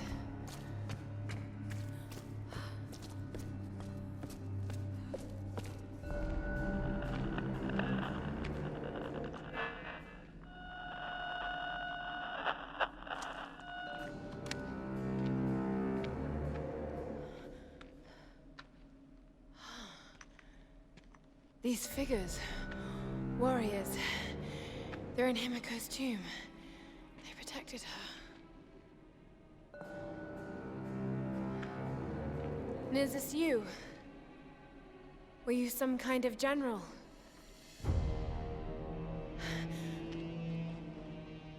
You committed seppuku. But why?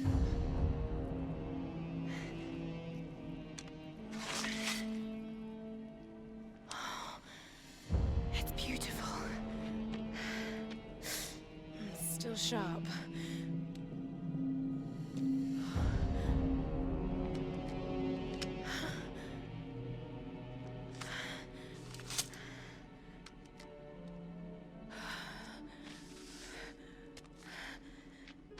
I have failed, my queen. The ritual was corrupted. The priestess knew only death could save her and took her own life.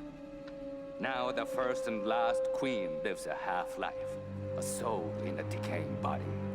Her rage became the storms and will not stop while her soul is tied to this earth. My storm guard are sworn to protect her. They must continue, but I cannot. The soul is trapped in a decaying body. That's what's causing the storms.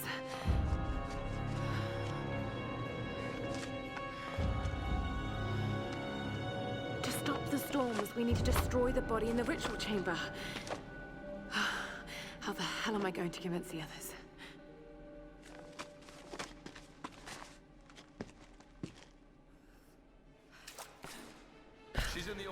Shit! I've got to get out of here.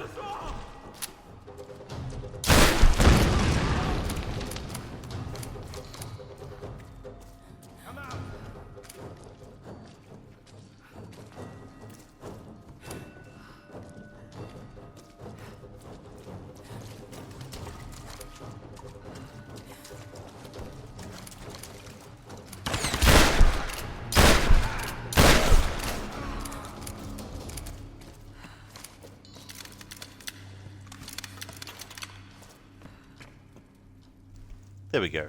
Done.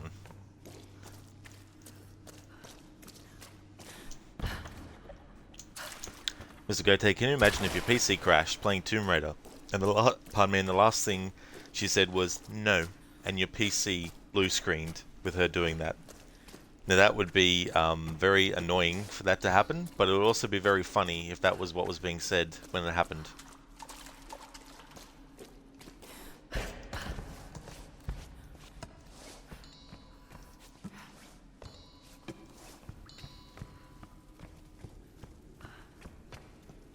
So Lara finding out that the Queen's soul is trapped in a decaying body, and her rage became the storms. That's obviously something supernatural, and not of this world, and a special power. In the movie version, there's none of that. Himiko didn't have any powers. She isn't a soul trapped in a decaying body. There's no storms preventing people from leaving the island. All it is with Himiko is she's dead, and those exposed to her dead body get infected with a virus. The whole point of this game's story was that Lara was kind of skeptical about these kinds of things, but through the story she finds out that no, these kinds of things actually existed. This kind of thing, this phenomena actually exists. Whereas the movie version is like, oh, How about we make it that Lara is skeptical of this stuff, and actually there's none of that, come to think of it, in the movie. She's not skeptical of any supernatural stuff because there's no supernatural stuff that I remember being mentioned. So the movie is kind of like, you know, there's no supernatural stuff at all.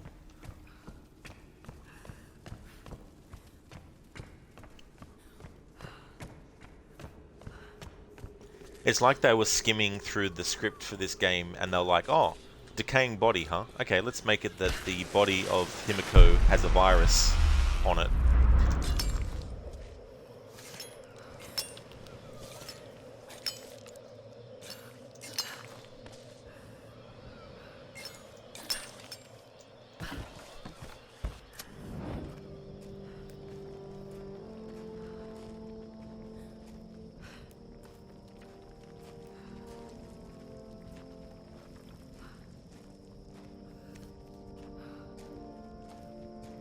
I think when you're writing an adaptation of something, you should actually... Where the hell are you?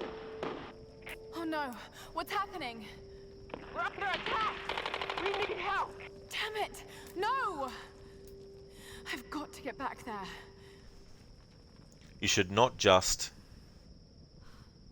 Like, for example, if you're going to do a movie adaptation of a video game, you don't just watch a quick short video explaining in short detail the basic story and then go, right, I know what the story is now, so I'll just adapt that.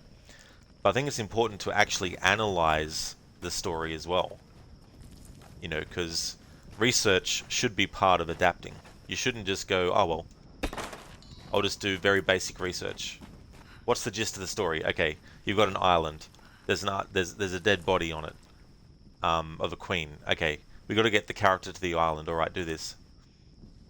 Boom. Now I know what to do. But there's also so many other elements to it as well. So I think you need to examine further and analyze the story that you're adapting, so that you know the ins and outs of it, so you know what the core elements of it are. So you can make sure that you keep that. Because the process of adapting something isn't simply change everything to make it different because you're doing a different medium. It's what do we need to change because it's a different medium, and how can we change it so that it doesn't actually ruin the other core elements that we can put in the movie that are in the game.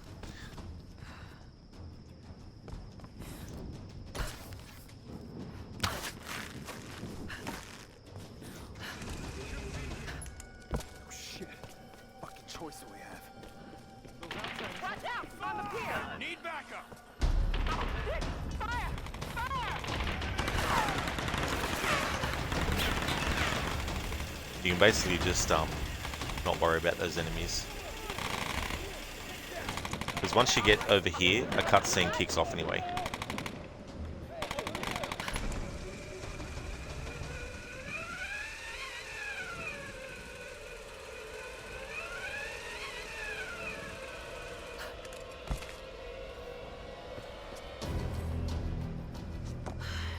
Reyes, you're hurt. Here. Thanks. Seriously, I thought that was it for me. There's no sign of them. What happened? During the attack, Whitman took Sam and they disappeared. He's taken her back to Matthias. We should have listened. I should have listened. So what's our next move? The boat's fixed now. We should get help. I bet they thought that too. Look, you were right about Whitman, You've but... seen the storms. They target any craft that comes near. There were scientists here during World War II, and they believed the storms were controlled by something in a ritual chamber near the monastery. Look, I don't have all the answers, but Sam being taken, I know it's linked. And if we try to leave here without understanding why, then we'll all die. Just like the pilots. Just like Roth. Look. Whatever's happening here, Lara deserves a shot. We can't go back to their stronghold. It'd be suicide. They won't take her there. They'll take her to the ritual chamber. We can use this inlet to get closer. Look, I know you want to get home to your daughter. Believe me, I do. But the fight's not over yet. I'm not asking you to believe, Reyes. I'm asking you to trust.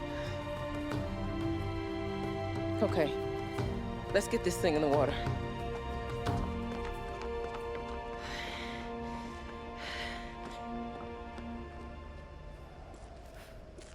Whenever you're ready to go, come aboard. Alrighty then, so we're on the home stretch now. Once we actually go to this next part, this is the last portion of the game's story.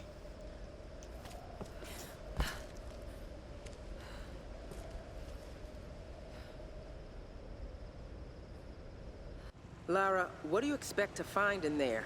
Do you really want to know? No, but you should tell me anyway. There's the soul of an ancient Sun Queen trapped in a dead body. Her rage is what's causing these storms. If we destroy the body, the storms will stop. Right. And why does Matthias want Sam? I don't know.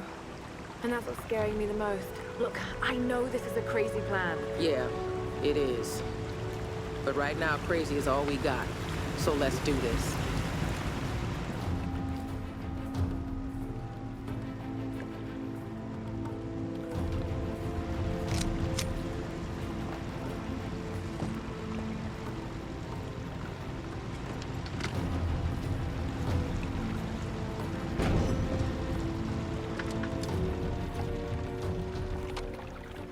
All right.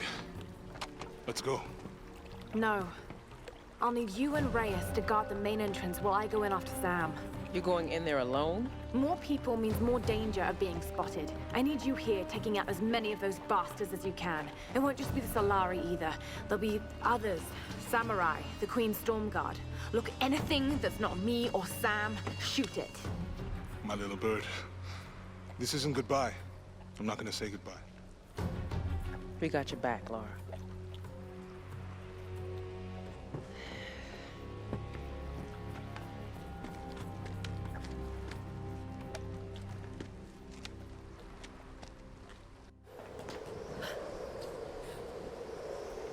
There's a moment there I like to comment on whenever I play this game. So in that cutscene, basically Jonah has physically interacted with Lara, and as Lara's leaving, he brings his hand up to his nose, and then he looks over to where Lara's left off from with a weird look on his face. And I always like to think that he's actually smelling his hand and realizing, oh shit, you know, Lara smells. Because obviously none of the characters in this situation have been able to, you know, deal with their body odor or anything like that, you know. Mr. Goatee, you like it when games let you know and it's like, no, I don't think I will save. Even though I haven't seen the movie, I can't remember which Avengers movie it is now. Is it Avengers Endgame? When it has old man Steve Rogers and that meme where it's like, no, I don't think I will. That's what you made me think of there, Mr. Goatee, which is probably what you were intending. So, if so, that actually worked. It made me think of that. I've simplified your payroll, and now, if you don't mind, I'll streamline your inventory.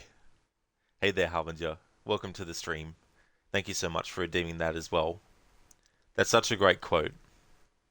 And my mind is like, you know where that quote is from, Rod. Why are you not saying where that quote is from? I've simplified your payroll, and now, if you don't mind, I'll streamline your inventory. It's in a Tomb Raider thing. It can't be one of the movies, so it'd be one of the Tomb Raider games. Not the reboot trilogy. It'd be a different one in this series before that.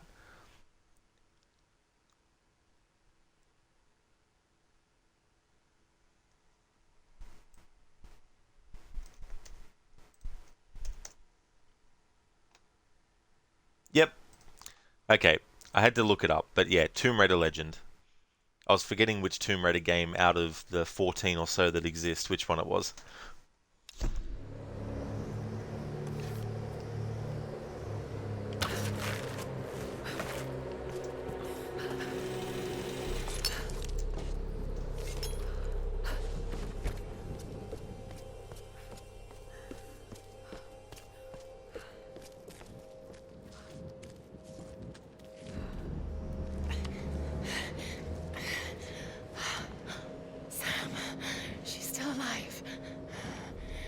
Doctor. What the hell are you doing, Whitman? Who are these The Storm Guard. people? They guard the monastery. They wait only to be introduced to their new queen by the one who brought her back to us. Of course. Of course. I've encountered these archaic tribes before. Let's get some more words, James. What is he doing? My name is Dr. James Whitman. I come to you in peace. I bring you your new queen. Oh no. Your queen. What is it in Japanese? Your Joe. No!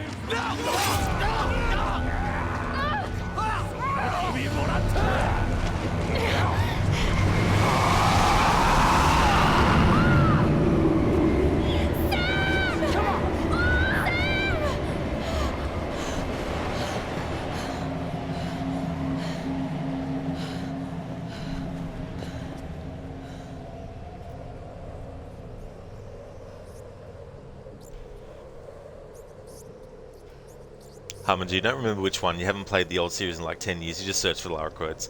That's definitely fair enough, Harbinger. Yeah, when I had a look to remind myself of where it was from, it's from Tomb Raider Legend. There's a villain that you face off against in Japan, and that's something that Lara says to him before the boss fight starts with him. Finally, he gets what he deserves. He sure does. Absolutely. You know, there would have been a point where he could have redeemed himself as a character, but there is a line that he crosses that he just can't come back from, or refuses to come back from as well with Whitman. But yeah, he was one of those greedy, sort of like egotistical characters that thought he was superior to other people, and he believed that he had some kind of leverage to ensure that he could be, you know, saved. But he underestimates Matthias's cunning, and how Matthias basically makes Whitman think that he's going to be useful in the way of, you know, engaging in dialogue with the Storm Guard. But Matthias full well knows that they're going to kill him, so he uses Whitman's superiority complex against him, and uses him as a way to get into where he needs to go. So yeah, Whitman definitely gets what he deserved. As Evie says in the Mummy remake from 1999, I can't remember the exact quote, but she says something along the lines of villains always get their comeuppance or something. I don't know. I haven't seen the movie in like 6 years or so. Mummy, Evie, comeuppance quote. Here we go. She says, "You know, nasty little fellows such as yourself always get their comeuppance." And then Benny laughs and he goes, "Really? They do?"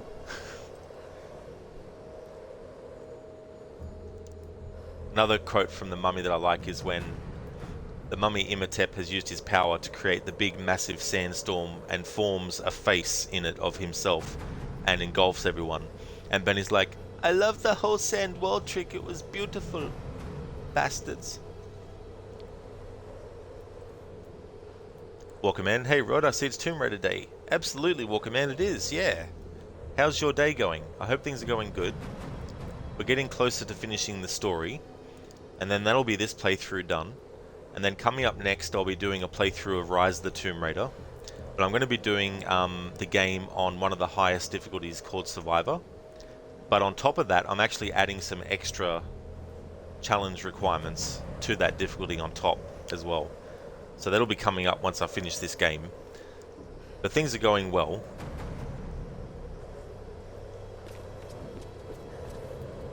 That's right, there's something I wanted to do with that command that I did with the coconut.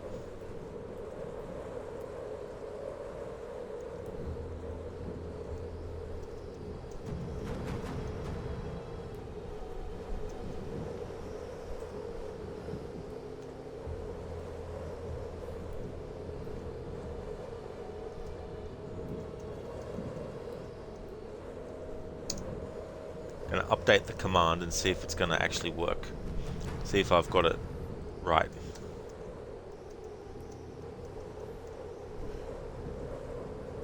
There we go, that works. Okay, so what I wanted to do is I wanted to make stream elements say that quote when I put the command in, except I wanted to have the Lara emote in there, and I didn't want to buy a gift sub for stream elements so that they could actually put my sub emotes into a message, but I figured out that if you have free follower emotes, you don't have to worry about making sure that stream elements can actually put your sub emotes in if there's an emote that you have which is a free follower one. So that Lara emote that I've used is actually a free follower one that I've got on the channel. So putting that into the stream elements message means that you get around having to actually make sure stream elements is subscribed to you. Welcome in. Well, it's 1 AM here, so your day is ended and you're relaxing here. You're getting ready to boot up some Fallen Order and finish up Chapter 1, hopefully, and get Chapter 2 started. That's really cool, Walker Man, that you're being able to relax, especially, you know, that early or late in the morning. That's the thing about, you know, if you stay up late, is that if you're staying up late, 1 AM is late. But if you're waking up after having slept and you wake up at 1 AM, then it's early. But that's cool as well. I'm glad to hear that you're going well, and that you're going to be playing some more Fallen Order.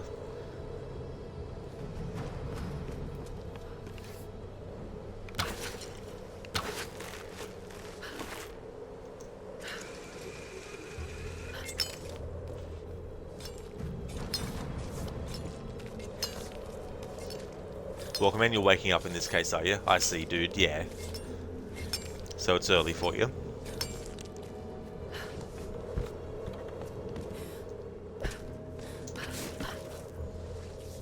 It's currently 6:07 PM here at the moment. The Storm Guard, still protecting their queen after all these years.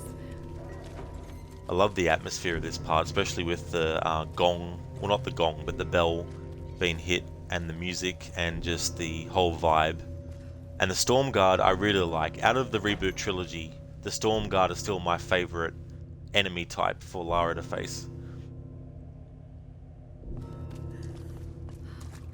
And this is also something that's not in the movie adaptation of this game. None of the Storm Guard are in it at all.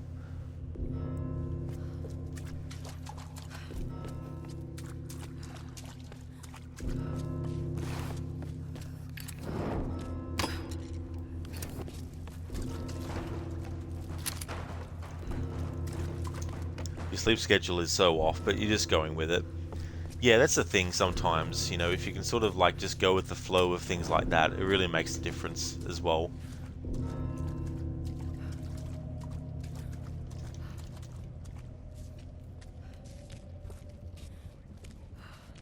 Oh shit. Don't make it sound, Lara.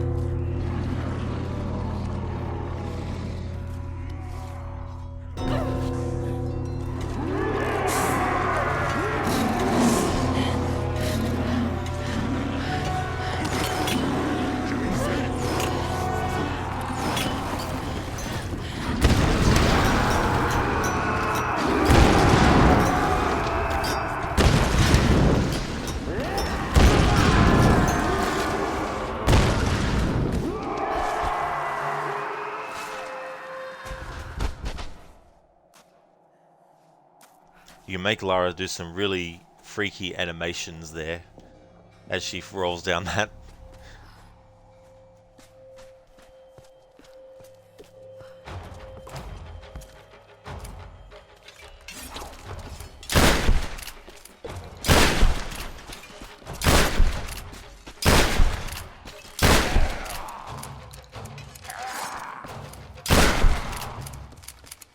How can they be alive after all this time?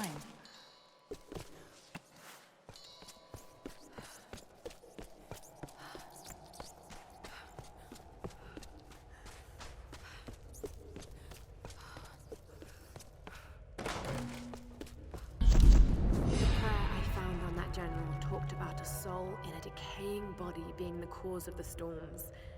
I know he must be talking about the last Sun Queen, but I don't understand what Himiko has to do with this. She was the first queen. Somehow Matthias thinks Sam's connected, and that can't be good. Damn you, Whitman, you'll do anything for a story. I know the answer is inside that ritual chamber, but getting to it won't be easy. The Storm Guard are devoted to guarding it. I know I have to do this, but I'm so scared of what I'm going to find in there. What I wanted to do is, for those wondering what type of skills are in this game that I'm not taking advantage of in this challenge, if we go into the skill tree, so in the Survivor upgrade category, you have Animal Instincts. Keen observation allows you to spot hard to find animals and food sources. That's one of the abilities that at the start of the playthrough I allowed, because the game forces you to upgrade at the start, and that was one of the abilities that didn't really give you that many advantages to make the game easier. Survivalist, earn extra rewards when looting animal corpses and food caches. That was one that, when I actually loaded up the game to start this playthrough, I realized that I could have actually allowed that, but it doesn't matter now anyway. But that is a skill that I could have actually chosen out of those other three I put in that command. Advanced Salvaging is also in that list of ones that I could have actually added, and that's the one I chose to go with, the Advanced Salvaging. Bone Collector, that was another one that was an option, because carefully looting animal corpses rewarding you with extra salvage.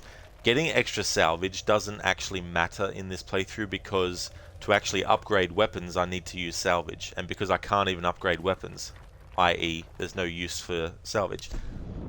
Arrow Retrieval. Resourceful archers can recover arrows from the bodies of enemies.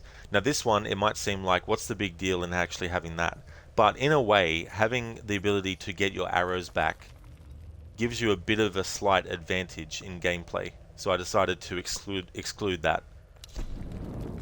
Scavenging. Spotting hidden pockets on enemy corpses will reward you with extra ammunition.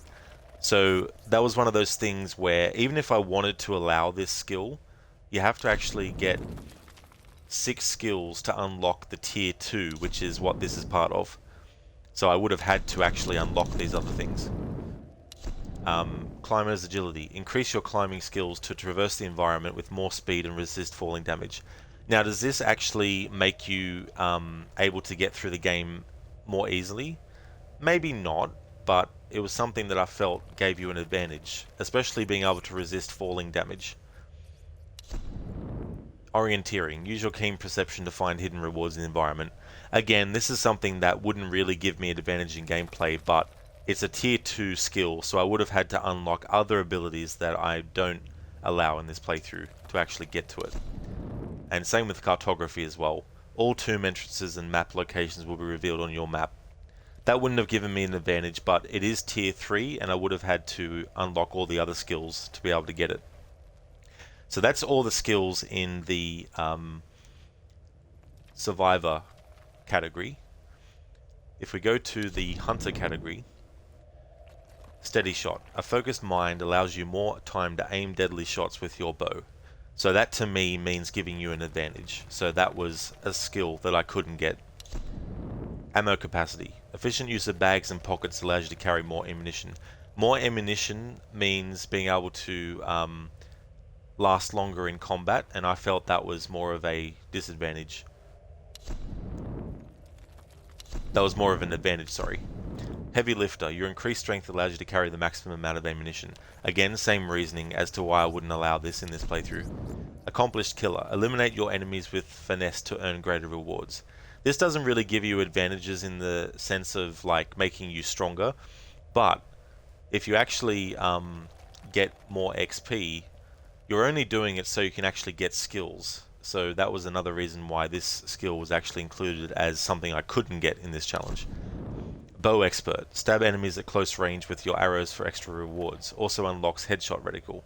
So that's something that I couldn't have done even if I was able to unlock it because of what it could do. Same with pistol expert, rifle expert, and shotgun expert. So they're the skills that I'm missing out on in this challenge playthrough in the hunter category. Now brawler category. Pain tolerance. Withstand more punishment in combat and live to fight another day. That's why sometimes I've died in combat, is because I can't take as much damage in combat, and you can't regenerate health in combat in this game anyway. So that's the reason why I didn't want to include that. And it's a reason why I'm dying quickly when it comes to combat. Dirty tricks. Cleverly use dirt and rocks to blind your enemies and leave them vulnerable to your attacks. I felt that would give me an advantage in combat, so it's not part of this challenge. As in, like, I can't get it. Axe strikes. Deliver 2 swift strikes with the climbing axe to stun your enemies. I felt like that gave me a bit of an advantage, so that's why it's also included as a skill not to get in this challenge. Same with axe expert. Use your climbing axe to deliver a deadly stunning blow to your enemies. Dodge counter. After dodging an enemy, stab them in the knee with an arrow to cripple them and leave them vulnerable to a killing blow. Dodge kill. Skillfully dodge lightly armored opponents and then strike them at close range to kill them instantly. And dodge kill mastery. Striking after dodging becomes even more deadly, allowing you to kill almost any enemy. So going through this, I just wanted to showcase to people what things I'm missing out on getting by doing this type of challenge. Because some people might be like, how come he's dying so quickly in combat? Shouldn't he be lasting a bit longer? It's like, well, without the ability to actually take less damage, it's a bit hard to actually be in a combat situation and do that. And if an enemy with a rifle starts shooting you, and you don't have any place to quickly hide to, you're gonna die because they just obliterate you.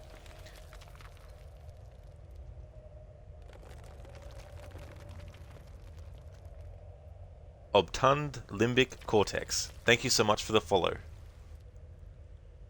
Hey there, Drake. How's it going, dude? Is the only person to allow you to backseat game. It's Rod. You're honored for giving you the privilege to backseat game, fam.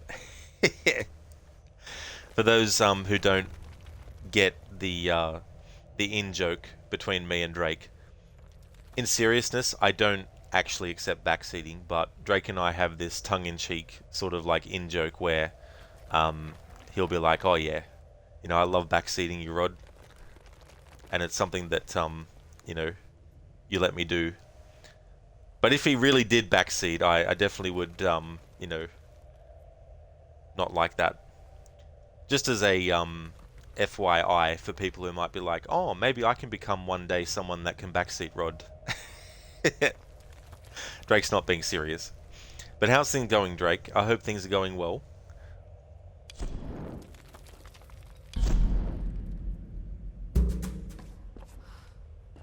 You're looking at the outfits in Control and you think you have the janitor outfit. I absolutely do, Drake, yeah. Yeah, once you do the missions for Artie in the main game, you can actually then unlock the janitor's outfit, which I think is quite funny. So if you want to, for immersion, you can have Jesse turn into that, or change into that janitor thing when you're actually doing some other Artie side missions in the Alan Wake DLC. You have to use that outfit. Yeah, that's something too. In the next playthrough that I do of Control, which will be before Alan Wake 2 comes out, because Alan Wake 1 and Control are in the same universe. When I do that replay, I think I'll have a points redeem where you can change Jesse's outfit. Drake, pretty much Jesse is literally cleaning up the place. That is true, exactly. You know, the very nature of the story is that Jesse is cleaning up the place trying to prevent the hiss from doing any more damage and even leaving the building.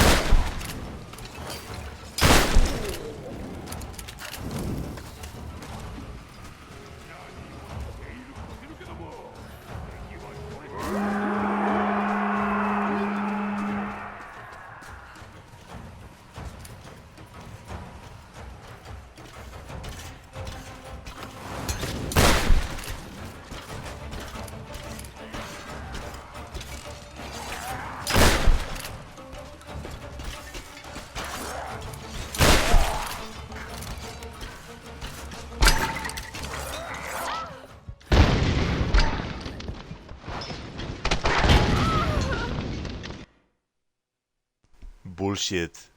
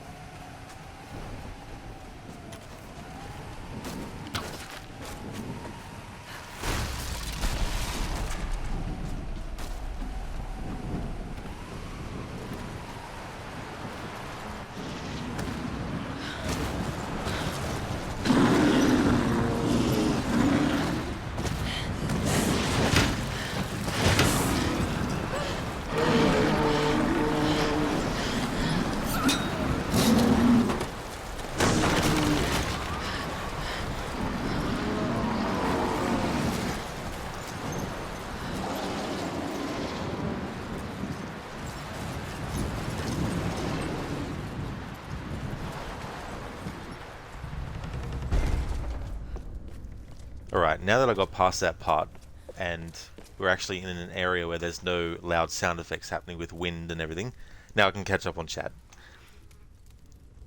Drake, the enemy in control. Who's that chick with the red hair wearing a janitor outfit?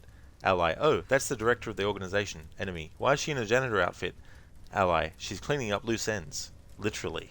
That is very true. Jesse Faden from Control is tying up loose ends. But the true nature of the work to do that is actually redacted. Rod, look, about the pistol only run in GTA 5, you think it wasn't done correctly. You're supposed to use a pistol on Laszlo, not a tattoo gun. Yeah, that's true, Drake. I'll have to actually ring up Rockstar and tell them to actually add a patch to the game to allow you to actually use a pistol on Laszlo, not an actual tattoo gun. I'll just ring them up now. Hey there, Shin. How's things going? Hey, WonderKid86. Welcome to you. Which is better, this or Tomb Raider Legend? Well, both are so vastly different from one another that I can't actually decide which I would say is better between the two. But I will say that I really like both of them.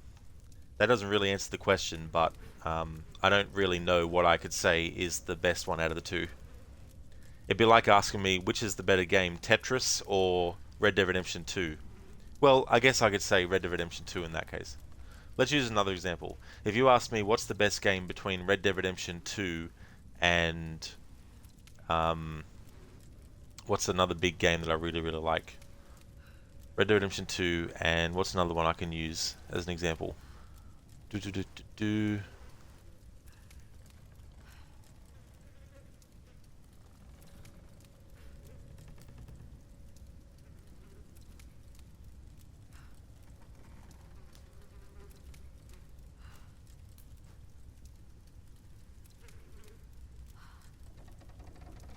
Okay, so Red Dead Redemption 2 and Resident Evil 2 remake, for example.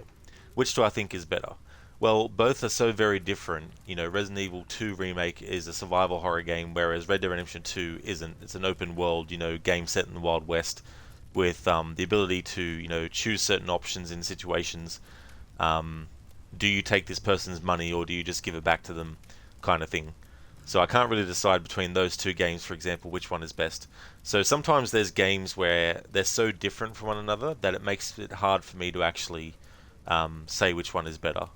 Unless the other one is so terrible that, you know, obviously I can say. Like, for example, in 2018, Red Dead Redemption 2 came out, and so did Assassin's Creed Odyssey. And for me, Red Dead Redemption 2, even though Assassin's Creed Odyssey is way different of a game, Red Dead 2 is a much better game than Assassin's Creed Odyssey is. Shin, where's the katana when you need one? That's an example. I mean, that's a good question. I mean, where is a katana when you need one? A good example of a weapon that we could use. Shin, Assassin's Creed. Well, that sort of covers not only just AC1, but also the entire franchise, so I wanted to choose something that was a bit more specific, but different, but also a game that I really like. So I settled on Resident Evil 2 Remake. Drake, AC Rogue. Oh yeah, Rogue's my favourite game ever. It's much better than even Red Dead Redemption 2. Hey there, Cherry Heart. Welcome. Hope things are going well. Thank you for joining the stream. Drake, it should be Resident Evil 2 or Doom 2016. Both games are survival horror. Other guy, you mean Doom 2016 is FPS? No, it is a survival horror game.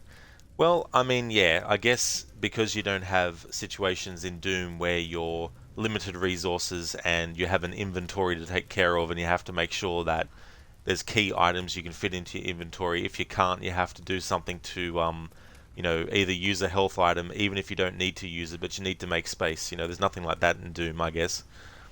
But it is a survival story against surviving against a horde of demons, so I guess you could say it is. I make my own luck. Precious. Golem. Golem, golem. And this is how Gollum actually feels about Assassin's Creed Rogue.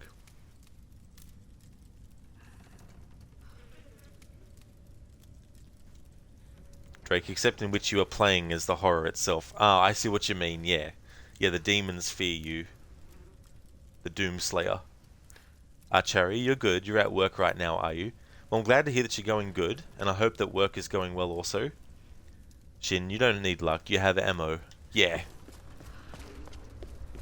Although, you might need luck, because if you have no luck, then the gun might jam on you in a situation where you actually need to use it, and you're almost gonna die.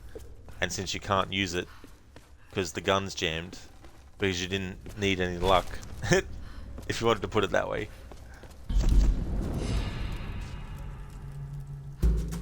Cherry, yes, where are you from? You've not seen this Tomb Raider, you've only checked out the OG once. Yeah, so I actually live in Australia, and I was born here as well. And which one did you see, like the original Tomb Raider from '96? Because if so, the first game I played actually was the fourth one. And in 1999 that game came out, Last Revelation. And that was the first Tomb Raider game I ever played when that came out. And I really liked it, so I went back and played 1, 2, and 3. And then when 5 came out, Chronicles, I grabbed that. Then Angel of Darkness, bought that. And then all the other games in the series I've bought as soon as they came out. Or as soon as I could get it. But there's some Tomb Raider games that are actually spin-offs, like Lara Croft and the Temple of Osiris and Lara Croft and the Guardian of Light. They're sort of like isometric top-down puzzle action games with co-op and multiplayer.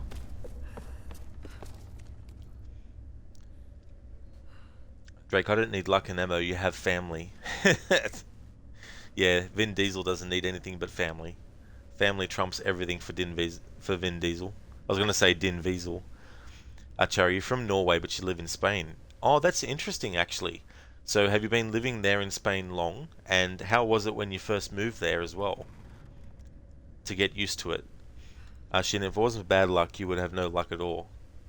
Okay, so, yeah. Well, that's a good point as well. I guess bad luck is actually better to have than no luck, maybe. Because maybe the bad luck is bad, but maybe not too bad that it's going to be terrible.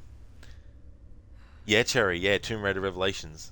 The same. You might be the same age. Nice. Yes, your entire life you came here as a baby. Your family moved here in the 70s and never returned. Ah, cool. Well, that's interesting too, you know, to have that happen, you know. But that's cool. And yeah, so it was about 1999 when that came out. I was about like I think I was 15 turning 16 that year.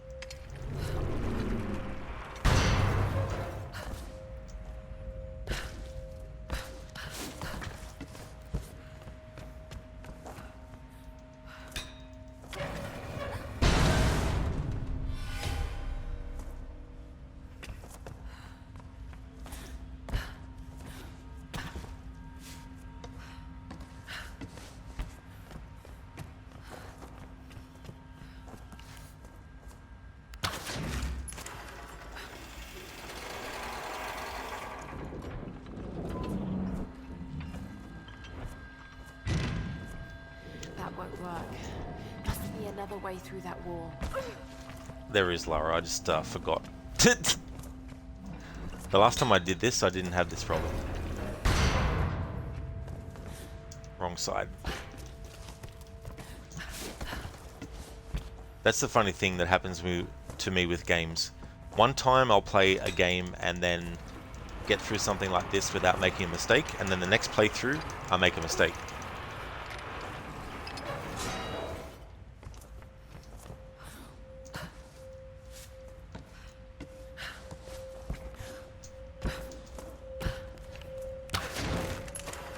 Now we do this. smash that.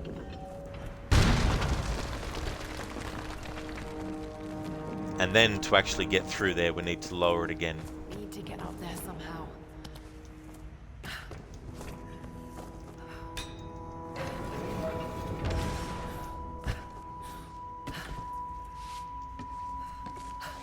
Cherry, you seem to find more Aussie in Twitch lately. You think the time difference?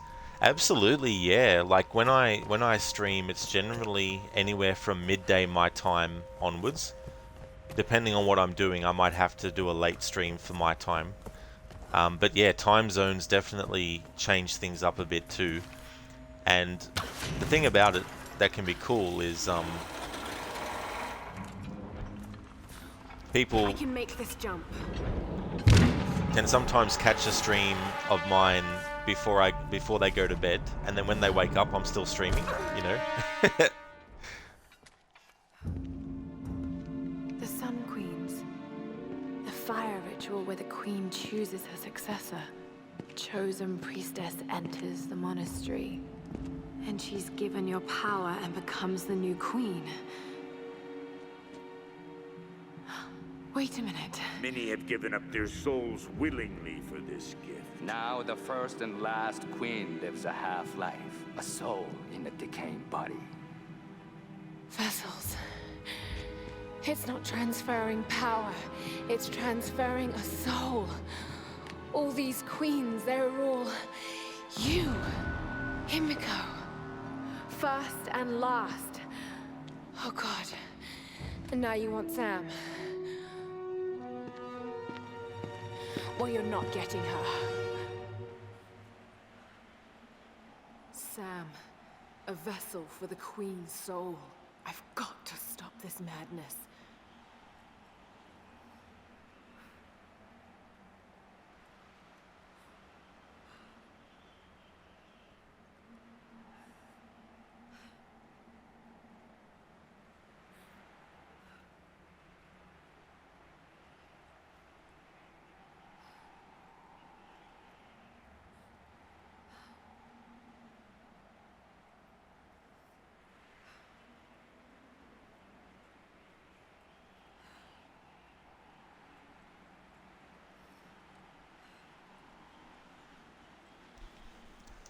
Cherry, you're obsessed as a kid with the movies Tomb Raider, and you never managed to play the game well because you did find it super hard. Yeah, the first movie I like. I think it's the best out of the first two that they did. The second movie, I thought it was okay, but I actually don't think it's as good as the first one. And the third movie that they did, which is a reboot based on this game, I didn't really like how they gutted out a lot of the story and changed Himiko, and also took out all the supernatural stuff as well. But the other elements of the movie that actually were in it that they did, like the scenes where Lara has to avoid traps and survive, the scenes where Lara has to, like, you know, solve puzzles and things like that, you know, and the action sequences and all that stuff's fine. So it's a good Tomb Raider movie, just not a good Tomb Raider adaptation of this game story. And yeah, the games can be difficult, like the older ones, because they're all they can be very maze-like, not knowing where to go. Plus, sometimes if you miss an item, you have to backtrack, you know, past long sections of stuff. And then you got some games in the series, in the old school ones, where if you don't have certain items by the time you get to the end part, you can't backtrack to get them. So you have to actually load up a save that you might have made, you know, hours and hours and hours ago in the playthrough, you know. So some of them can be very, very annoying. And that's understandable too as well, Cherry, if you need to mute from time to time. And yeah, very relatable about, yeah, one playthrough you'll get through something fine, the next playthrough won't. And I always chalk it up to the fact that I have 99% of my successes is due to luck and 1% is skill. But yeah, it is funny, even if it's a game you've played multiple times. Like, I've lost track now of how many times I've played this game.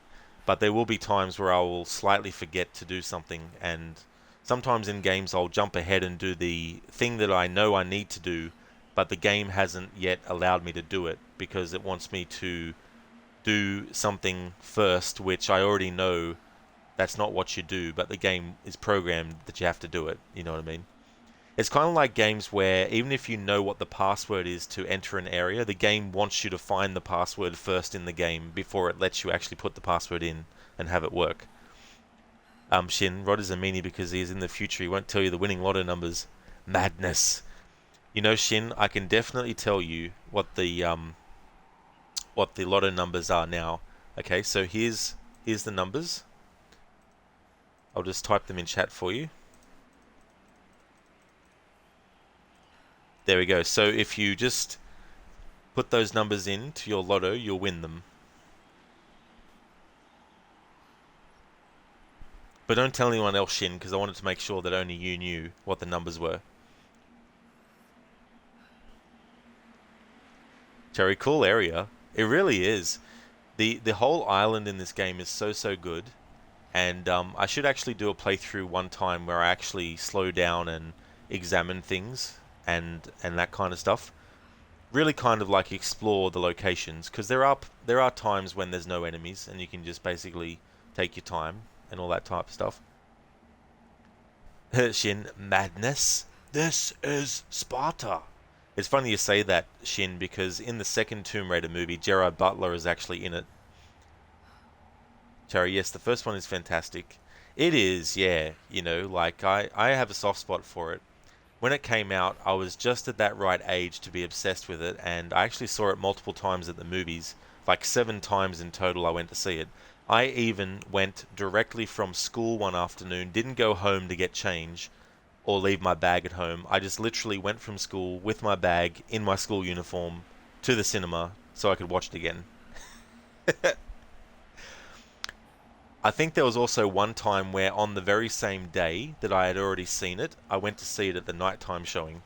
You know, that's how obsessed I was with the first Tomb Raider movie around that time.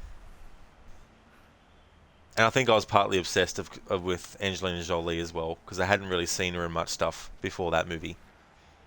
But yeah, the other kinds of Tomb Raider games that I like playing is Assassin's Creed. That's another franchise that is always being streamed on the channel. Same with Tomb Raider. Other games I love is Red Dead Redemption 2. I also like horror games too, like Resident Evil 2 Remake, Evil Within, Alan Wake. I also love games like Hellblade, Senua's Sacrifice. The game Control is another great one. I like first-person shooters. Like, I don't play a lot of the big, massive ones on stream, but I am a fan of games like Doom.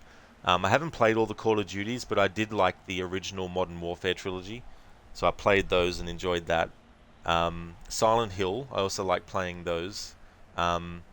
Some games in that series I prefer over others, of course, and some that I think are terrible. Downpour. And also so many other ones too, like some that I haven't played before, like Mass Effect. I started to play through that this week.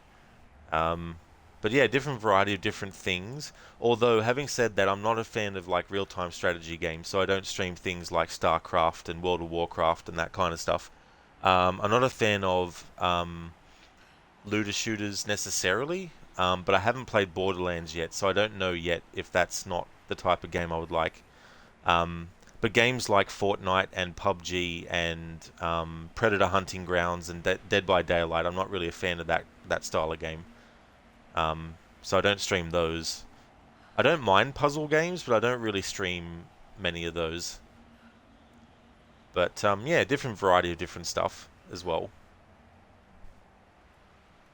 Same, man, that's so funny. Yeah, I was just so obsessed with the movie, I just, had to see it over and over and over again. Crazy Same, you loved it so much when you bought it, you played in the background, you just wanted it to be Lara Croft. That's really cool that you had it in the background playing, because there's so many things, like whether it's a song or a movie or even a series, like, I'm sure people will just put on a series and not even actually watch it, but just have it going on in the background when they're studying or something like that, Do you play games like early 90s Crash Bandicoot? Haven't actually played that. The closest I've gotten to playing Crash Bandicoot is Uncharted 4. When I played that game, and you can play Crash Bandicoot in it as well. But at the moment, this is actually the schedule for what games I've got going on. So there we go, that's what's currently being played on the channel. Since I do Tomb Raider streams every week, same with Assassin's Creed, the games do change, of course, on those days within those series, but it could be random. Like I could do a playthrough of this game, and then I might decide to do Tomb Raider 3, or I might then jump into Shadow of the Tomb Raider, or I might do Tomb Raider Legend, you know, jump around a bit. But every year, though, I actually do a annual series playthrough of Tomb Raider and also Assassin's Creed. And when I do those, I do them in order. So that'll be happening earlier this year. So eventually I will start my Tomb Raider 2023 annual playthroughs. Same with Assassin's Creed. But at the moment, I'm just doing random ones. And thank you so much for the follow, Cherry Heart. I really appreciate you doing that. And with the Arnie impression, did you want me to actually choose a random quote from one of his movies to do? Because you can either do that, or you can get me to say something that you would like me to say with the impression. I used to have them as separate redeems, but then I decided to put them together. So just let me know what you'd rather, because I'm happy to do either.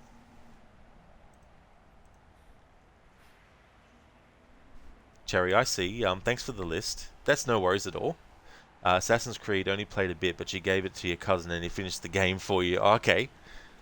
Yeah, that's the thing with some of those games too. Like, there's so many in the series now that it can get hard for me to recommend which one for people to start with, because the series has evolved so much over the 15 years plus that it's now been in existence for, so it can be a bit hard. Hey there, Game God. That's it, no abilities and no upgrades for this playthrough. And then when I finish this game, I'll be doing Rise of the Tomb Raider on Survivor difficulty, but also adding my own extra things on top as well.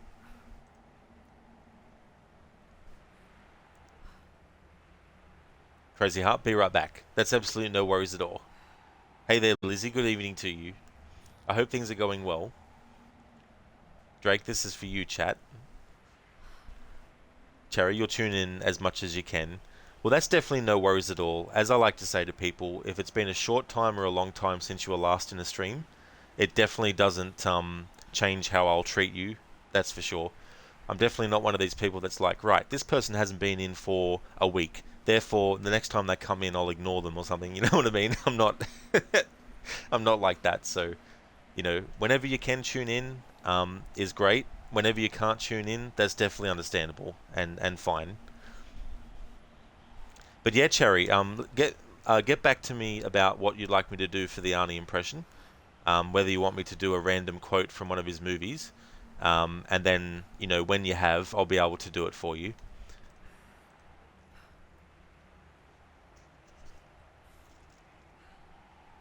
Hello, ladies. Look at your man. Now look back to me.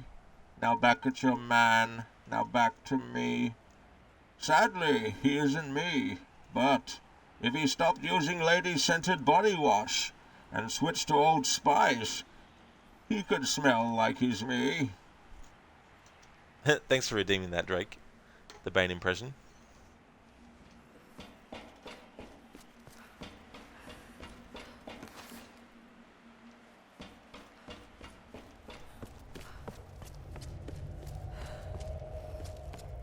Drake, best quote ever.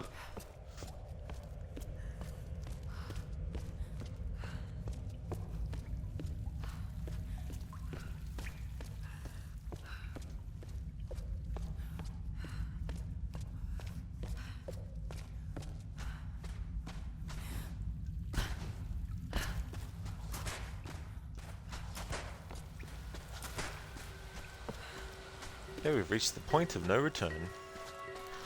Drake, you wonder if Bane will ever get sponsored by Old Spice? Maybe not, unless Tom Hardy decides that if they offer him that as a thing and doing it as Bane, maybe, you never know. That would be funny, actually.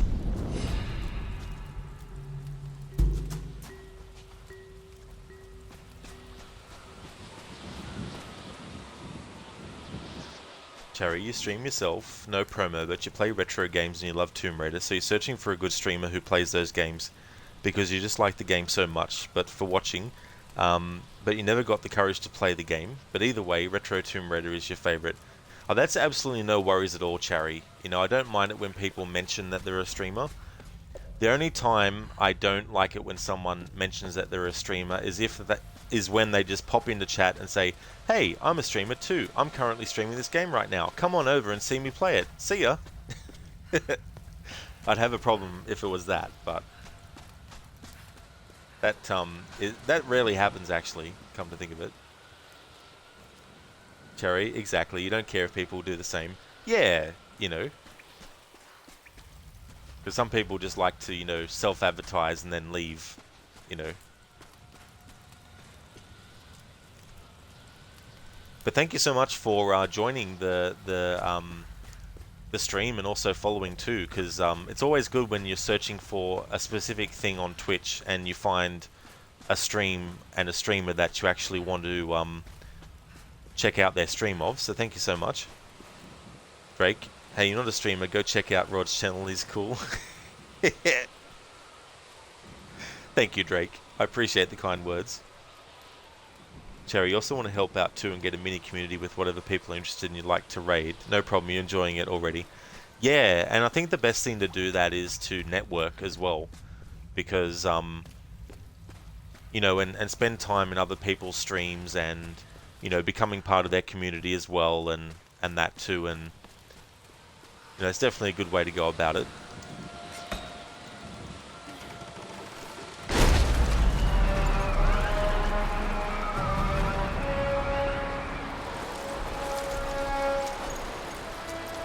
It's funny, this bit can be pretty loud, and this is what I have my volume settings at. 22 for the sound and dialogue, and 20 for the magic. But you can put it up to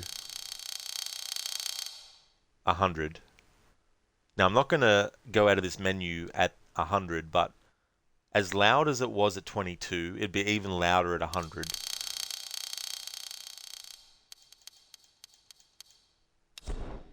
But even sometimes it sounds like, even at 22, the sound effects and dialogue is really, really loud. Well, thank you, Cherry. I really appreciate that. And sometimes you'll hear me swear a lot as well, because sometimes games just really tick me off. Drake, Rod's preferences in streaming is quality of viewers over quantity of viewers. He prefers those who stay with him for a long time. And the thing about that, Drake, too, is as much as I do, I also don't mind if people only ever lurk. And even if you never follow, but you lurk, I still, you know, definitely appreciate it. And even if you only just ever follow and you never subscribe, I also, you know, am fine with that too. And if you do choose to subscribe, it's great, but it's not expected. And I don't want people to feel like they need to. And if you do, don't ever feel like you have to do it constantly either. Like when it comes to like, I need to pay my bills, I need to buy food, I need to take care of all this other stuff. Don't be like, oh, but I need to subscribe to Rod. It's like, no, I'd rather you spend your money on the things that you need to, you know, sort out. But yeah, all across the board, I always like to treat people the same way. So whether you're a lurker, whether you're a follower, whether you're a subscriber, or whether you're not a subscriber, or whether you're not a follower, if you're just a lurker, you know, I always like to treat everyone the same and appreciate all that support. Because I think lurkers are the backbone of Twitch. Because think about this. Let's say you have one person who lurks in your stream. They may never actually say anything in your stream, but maybe they'll say something to their friend and say, hey, you should check out this streamer. And that friend might be someone who lurks too. So then you've got two viewers, right, who are lurkers. They may not say anything in chat, but you should still appreciate the fact that they're lurking in your channel. You know, so you just never know how things are going on behind the scenes, because someone might be giving good word of mouth to your channel to someone who might also just lurk, but it's still, you know, doing a good job at, you know, sort of like word of mouth stuff. I think it's important to appreciate all that too, as well. Cherry, oh no, you never swear, but you understand. Well, it's nice to meet you, Rod. I'll continue watching. Where in Australia are you from? Well, that's definitely cool. that you understand. Yeah, you know.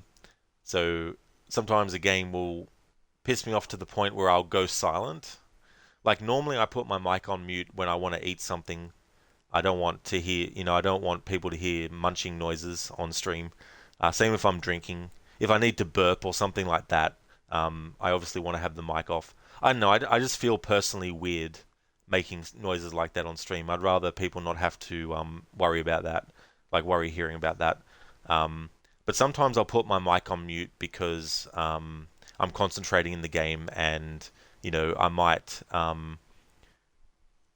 be laser focused, and responding to chat might take a bit longer in those moments, but I always do like to actually, respond to chat. So I'll never just leave a message hanging unless I accidentally miss it because there might be walls of text that have popped up since then. Or obviously if it's a trolling sort of thing, I won't respond. But yeah, that sometimes happens as well with that. But yeah, it's good to meet you too, Cherry, as well.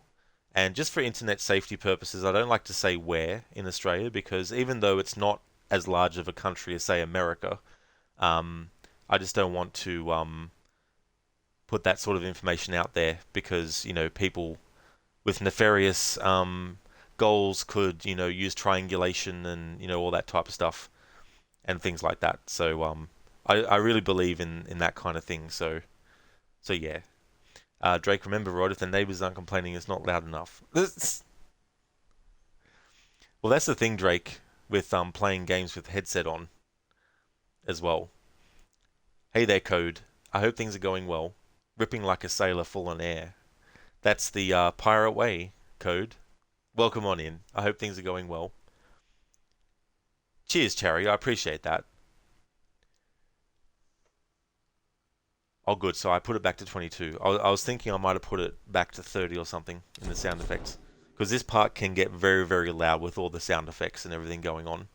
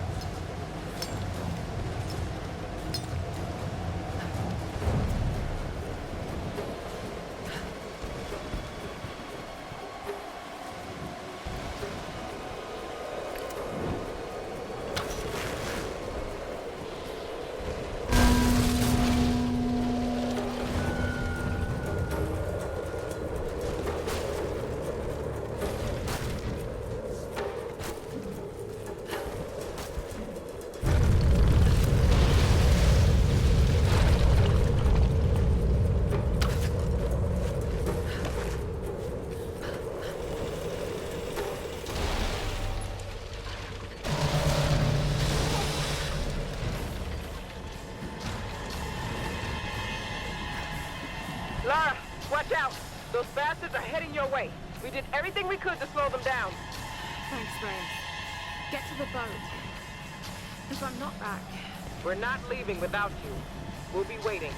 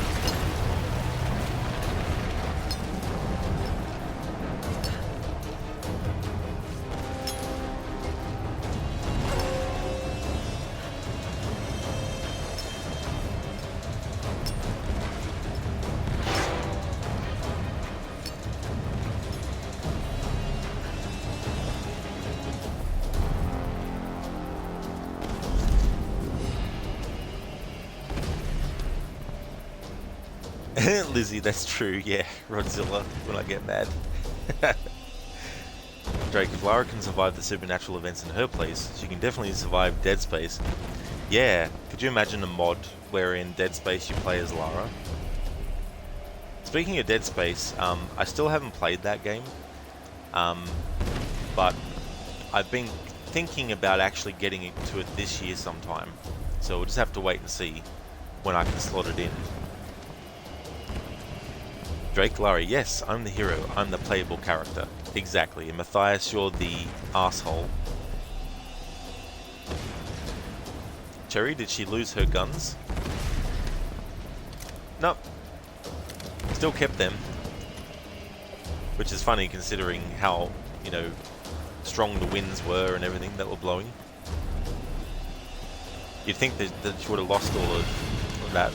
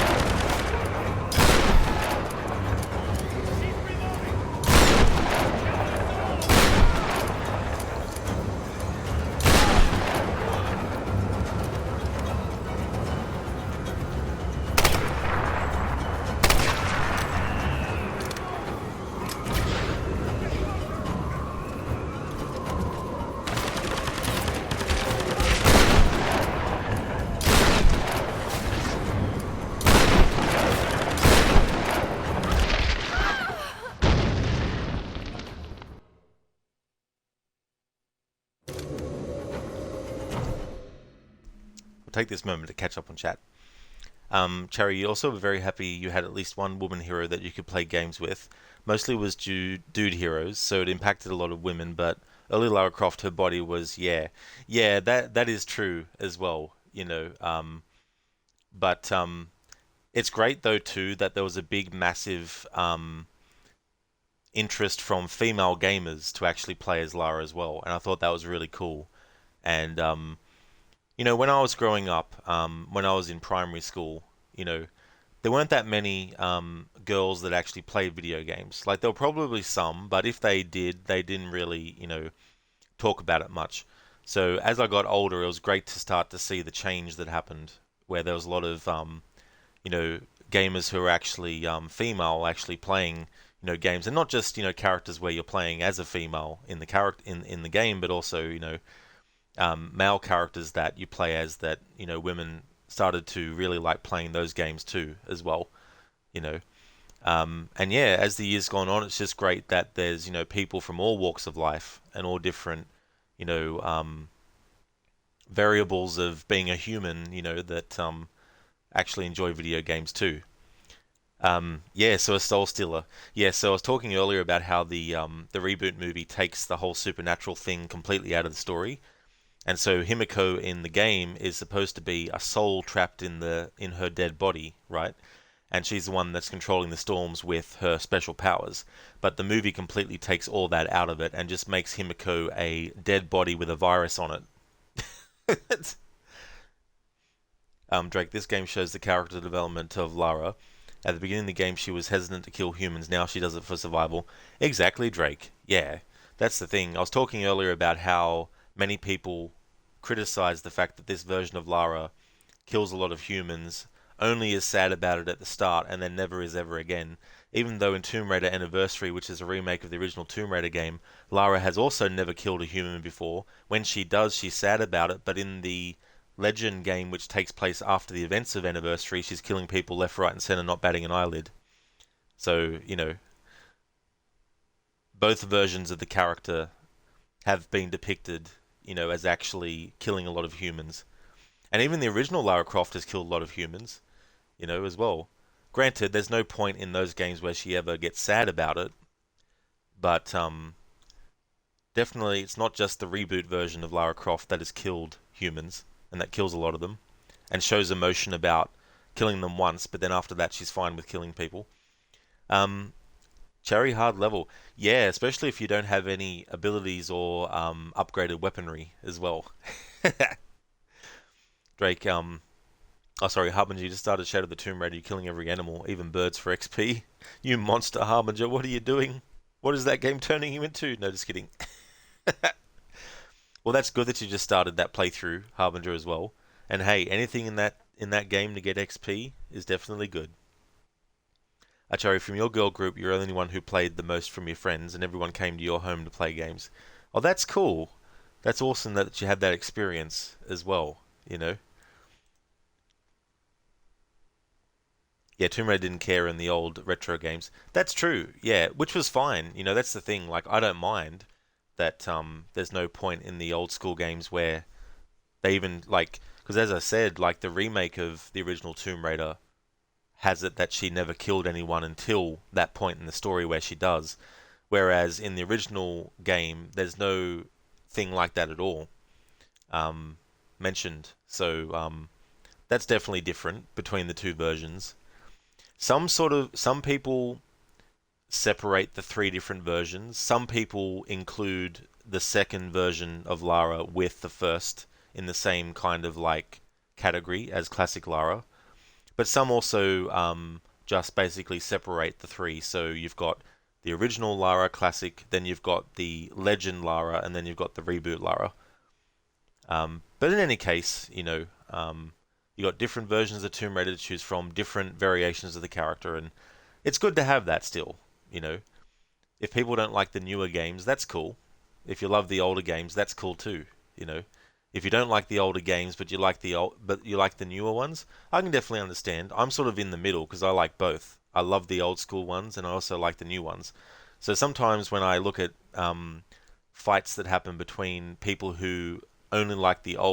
version of Lara and hate the new, and people who only hate the new, who only like the new and hate the old, I'm sitting there going, can't we all just get along?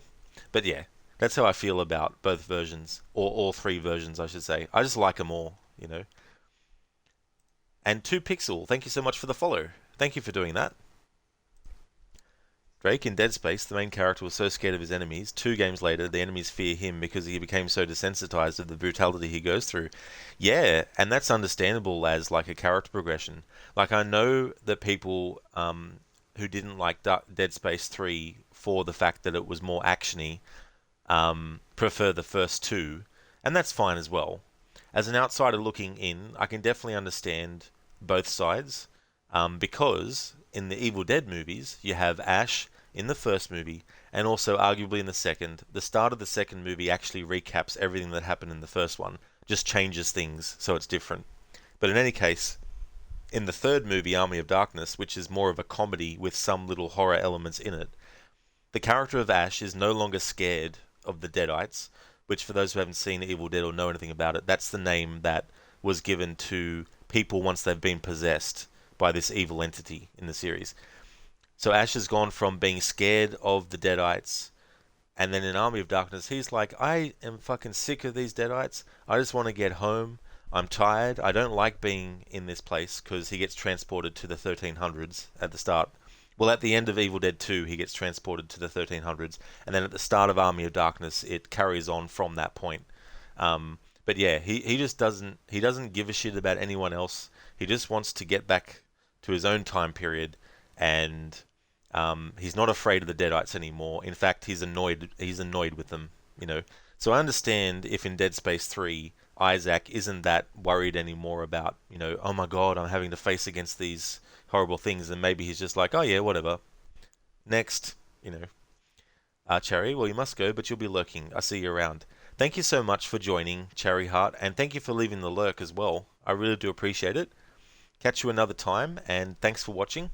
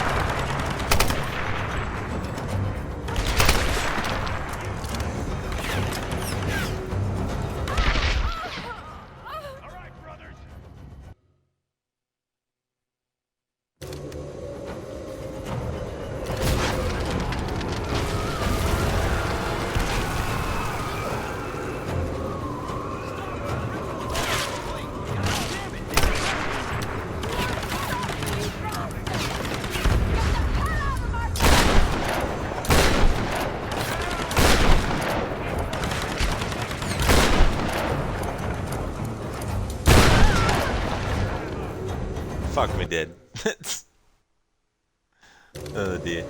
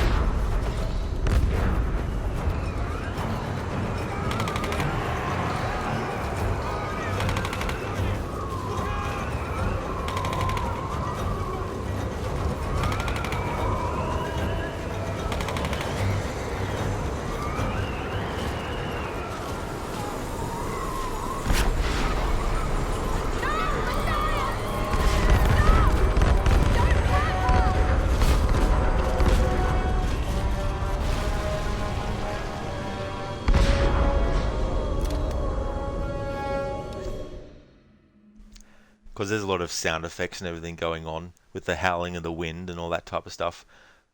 I wanted to just pause it so I can catch up on chat. So sorry for people who are looking for unbroken immersion in the game.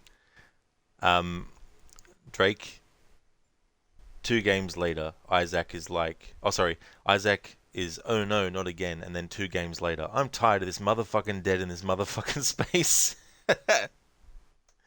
Great way to use that quote from Snakes on a Train, I mean. Actually, I'm surprised they didn't do a sequel called Snakes on a Plane. Hey there, Donna. Welcome to the stream.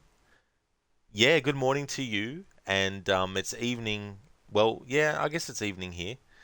But welcome to the stream. I hope that things are going good. Very brave to play this without upgrades. Yeah, because you definitely feel it a lot, especially when you don't have the ability to do your like dodge kill move, which I love doing usually, and stuff like that. So it can be a bit of a challenge. You do get some spots where it's a bit difficult. But yeah, we're getting closer and closer to finishing, almost there. And then the game that's going to replace this is Rise of the Tomb Raider. I'm going to be playing that on Survivor difficulty, which I don't think I've played it on that difficulty before. But also, I'm actually adding my own challenge requirements on top of it as well. So that'll be coming up next. I will take a break between streams though, but I will be starting my Rise of the Tomb Raider playthrough once this is actually finished. Exactly, Donnie, yeah. Yeah, so once this is done, I'll take a break and then come back with Rise of the Tomb Raider.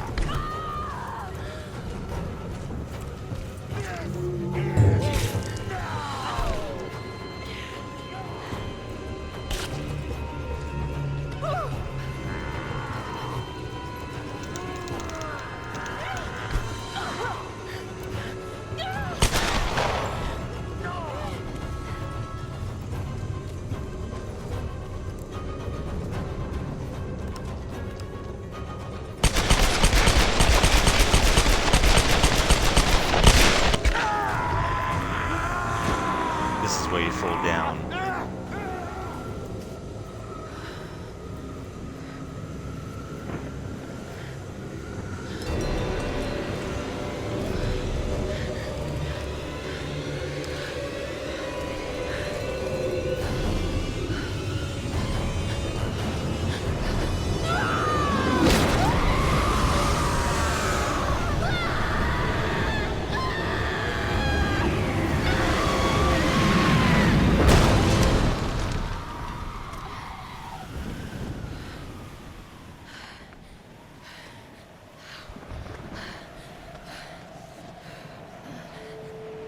Sam.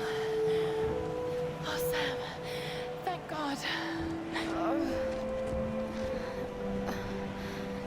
Laura. What's happening? I'm here. You're safe now. It's okay. It's okay. You saved me. I knew you would. I made you a promise. Let's get you home.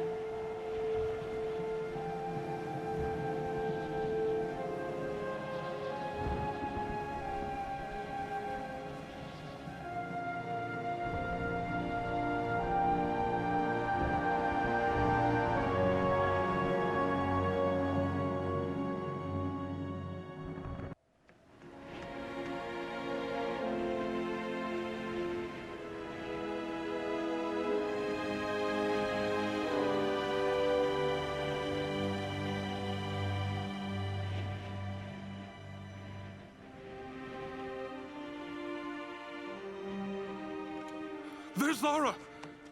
She's got Sam! She did it.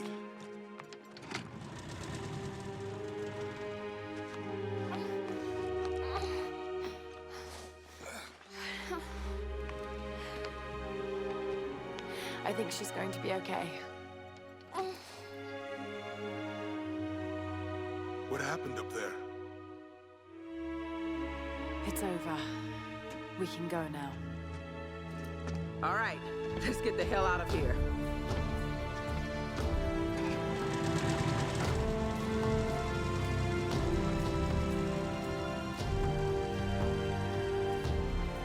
I've been so blind, so naive. For years, I resented my father, doubted him like the rest.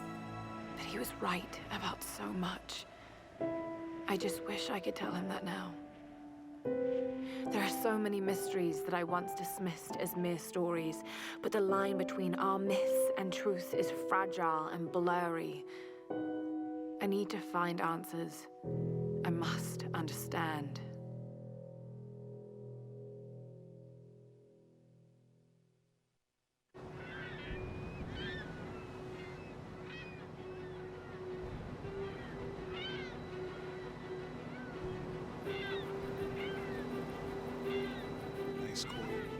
Alicia making me waffles before her ballet class. Need anything? Don't really know what happened to you on that island. Judging from those wounds and that look in your eyes, I'm guessing I don't want to know. Anyway, we'll be home soon.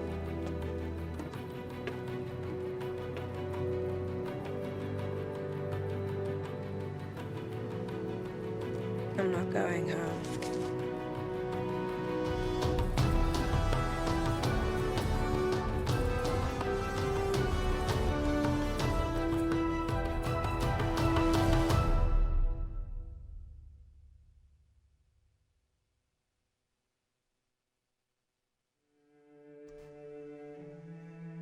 Code just casually fighting in a t-shirt in the middle of a blizzard.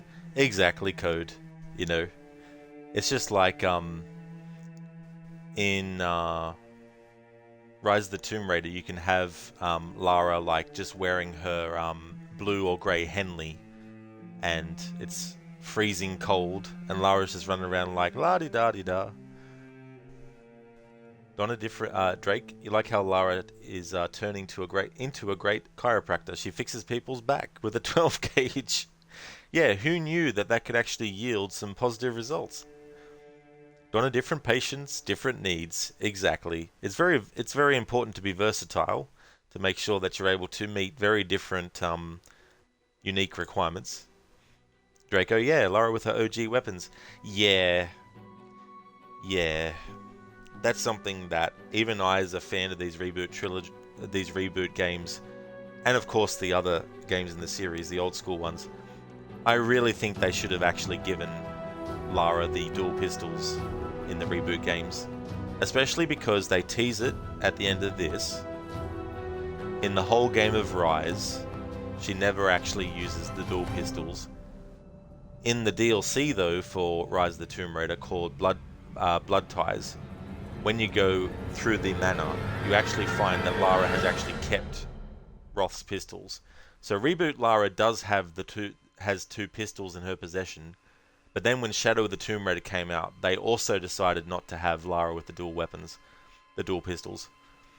And the thing about it is, if their reasoning to not have it was because of unlimited ammo, it's like, we're still playing a video game. You know what I mean? Like, you still need to have video game logic. So is it logical for a character to have a weapon with unlimited ammo? Of course it's not. So what do you do to balance that out? Well, obviously, her dual pistols wouldn't be as powerful as a fully upgraded rifle, would it? You know what I mean? So the dual pistols in gameplay would be used by people who, A, are big fans of the original and would love to be able to play through these games with dual pistols. B, people who like challenge playthroughs where they only play with the base weapon that the game gives you to make it more difficult to get through the game. Like, that would be a good reason to have the dual pistols, even though they have unlimited ammo, because as I said, enemies would get stronger as you go through the game. So the fact you have unlimited ammo means that the time it takes to kill them with that weapon, in the meantime, with their more powerful weapons, they could have ripped you to shreds and killed you, you know. So I think it's something that they should have done in Rise of the Tomb Raider. And at the very least, do it in Shadow of the Tomb Raider, but they didn't. So that's a point of contention that I definitely agree with. They should have actually had Lara with the dual pistols in the reboot series as well. I get it, they wanted to have Lara in this version with the bow and arrow, because they wanted it to be different. They wanted that to be, you know, a unique kind of thing for the character to have. But when you're dealing with a long-running franchise like this, it's okay to do that for a little bit, but if you keep teasing it, so that's the problem. They kept teasing it as a potential for the next game afterwards, but that never happened, you know. Donnie, you cheered that last sentence. I don't blame you. Yeah, it's actually a really great quote when she says that. You know, it's like, you know, when we get home, and she's like, "I'm not going home," you know, because Lara now has that motivation, but also the belief now that there's many different things around the world that are considered to be myths, but there might be some truth to what the, you know, artifact can actually do. So that's why she's curious now about artifacts in different locations and whether or not it's actually just an item with no power, or is it actually what the myth about it might actually say, you know. I am Harbinger, yeah, I'll be starting Rise of the Tomb Raider today. I'll take a little bit of a break between, but I will be doing that today though. Drake, too easy, never died once. I wish I could say that in this playthrough, but we definitely died many times. But thankfully it wasn't a no-death playthrough, because if I died, I would have had to restart the game from the start. Code, what's next? Pimple removal with an LMG? Yeah, I guess you could do that. There might not be much left of the person though afterwards, but you never know. That might work. Hey, Drunken Rambling Man. Welcome to you. And I have changed the name, yeah. Yeah, I changed the name of the channel at the start of the year. I hope things are going well. Happy New Year to you. I hope it's off to a good start. Hashtag 12 gauge chiropractor lol. Should get that trending, you know, and then we can create memes of Lara Croft basically wearing a chiropractor's coat or whatever. Well, chiropractors probably don't wear that, but you know what I mean. Code, oh sorry, pimple removal needs flamethrower. Yeah, that might work better than an LMG. Maybe LMG would be good if they need a massage. So shotgun for realignment of spine, LMG for massage, and flamethrower for pimple removal. Good day to you, Senny. I hope things are going well, dude. And thank you for the GGs as well. I really appreciate that. It was a good challenge. I didn't mind it. In some parts it was annoying because I didn't have the ability to do the dodge move, which if you time it right and then do the QTE right, it's an instant kill. So not playing with that, you really feel when it's missing. But yeah, overall I'd say it's a challenge that is not overly difficult, but you will die a few times. Drunken, pimples need chainsaws for that exact cut. Exactly, well that's a good point too. When you think about it, they need to use that. Makes the process even better. So this won't be the last playthrough of Tomb Raider 2013 that I'll do on the channel. I do actually have plans to celebrate this game's 10th anniversary, because this year it celebrates its 10th anniversary. But the next playthrough that you'll likely see of me doing this game will be my annual series playthrough. But that'll be a few months from now, because I'll have to, of course, get through the other games first. But you'll definitely see more of this game throughout the rest of the year as well, because I do want to do something special to celebrate its 10th anniversary. So I just want to thank everyone for watching. For those who won't be able to make it to the next stream, that's completely fine, definitely understandable. I'll probably take, by the time this credits sequence is finished, it'll probably be about 10 to 8 PM my time, so I think I might take a half an hour break anyway. But what I'll do is, if you check my About Me page on the schedule, I'll actually put what time I'll be back with Rise of the Tomb Raider. But I just need to take a break, and while I'm on that break I will also set things up for the Rise of the Tomb Raider stream. But the next Tomb Raider stream is Rise of the Tomb Raider. I'm going to be doing a playthrough on the difficulty called Survivor, but I'm also adding my own extra requirements on top. And I don't have it mentioned in the title for this game because obviously this isn't Rise of the Tomb Raider, but I do have a command set up for the next playthrough I'm doing. And so in Rise of the Tomb Raider, if you play on Survivor difficulty, auto aim and health regeneration is disabled. Enemies have increased health, damage, senses. There's stronger enemy types. Upgrades and equipment costs more, and to actually even set up a camp, you have to have the resources to use that camp. If you don't have the resources to use the camp at that time, then you can't use it. But I'm adding extra things on top. So that means I can't wear outfits that give Lara a health benefit, like the Huntress, Apex Predator, Sakura Umbra, Ancient Vanguard, Commando, which is actually my favorite outfit, so I won't be able to use that for that playthrough. Infiltrator, Battle Worn, Immortal Guardian, and Ushanka. Plus, I can't use manual healing at all. So I can't use it in combat, and I can't use it outside of combat either. So that's the extra stuff on top of that difficulty that I'll be adding. And that's actually not the highest difficulty either. There's one that is above that. So if I have a look at the difficulty levels in Rise of the Tomb Raider,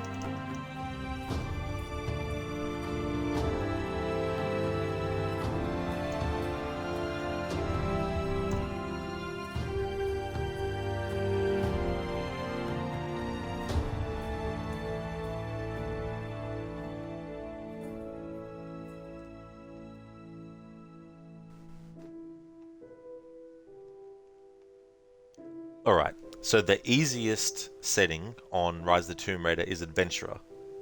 Combat has aim assistant enabled, and enemies have lower health and damage. Then you have Tomb Raider difficulty, which is a good balance. It has combat with aim assistance disabled. Enemies have normal health and damage. Then the next difficulty up from that you have Seasoned Raider. Combat has aim assistance disabled. Health regeneration is only available outside of combat. Enemies have increased health and damage, and enemies have increased senses. Then you have Survivor, which is combat has aim assistance disabled, health regeneration is disabled, enemies have increased health and damage, enemies have increased senses, more difficult enemies, and there are fewer resources and upgrades are more expensive as well. So that's the difficulty that I'll be playing on of Rise of the Tomb Raider. Hang on, there's also an extra one after that called Extreme Survivor. So there's 1, 2, 3, 4 difficulties. Adventurer, easy. Tomb Raider, normal. Season Raider, hard. Survivor, very hard. And Extreme Survivor, very, very hard. So I'm playing on Survivor in Rise of the Tomb Raider. The next one up from that is Extreme Survivor. Combat has aim assistance disabled. Health regeneration is disabled. Enemies have increased health and damage. Enemies have increased senses. More difficult enemies will be present. There are fewer resources and upgrades are more expensive. Campsites use resources at the first time, and the game will only save when you get to a base camp. So if you haven't saved for an hour of real time in the game, you won't be able to save until you make it to the next base campfire. If you don't have the resources though to actually light that fire, then you have to keep moving on. So potentially you could die and then have to redo all that ever again. So yeah, that's the difficulty levels for Rise. However, I'm just going to be doing Survivor, but with those added things on top as well. Drake, since you're Asian, you missed Asian difficulty. You can't heal, no aiming HUD, enemies have auto aim. Plus you need to make sure that you don't actually look at the screen when you're playing. You have to do it all by your other senses. There we go. So that is the conclusion of my no upgrades, no abilities playthrough challenge for Tomb Raider 2013. The next stream you'll see from me in about a half an hour time will be Rise of the Tomb Raider, playing it on Survivor difficulty, but my own added things on top as well. I just want to thank everyone so much for watching this stream. I really do appreciate it. If you can't make it to the next stream, that's completely fine. The next stream that you would see then, after Rise of the Tomb Raider, would be Assassin's Creed Brotherhood. And if you see me streaming that, then you know that it's become Saturday. However, it's still Friday here, and my Friday game is Tomb Raider. So I'll be back soon, in a half an hour's time. I hope that everyone has a good one. And I just want to give some shout outs before I go.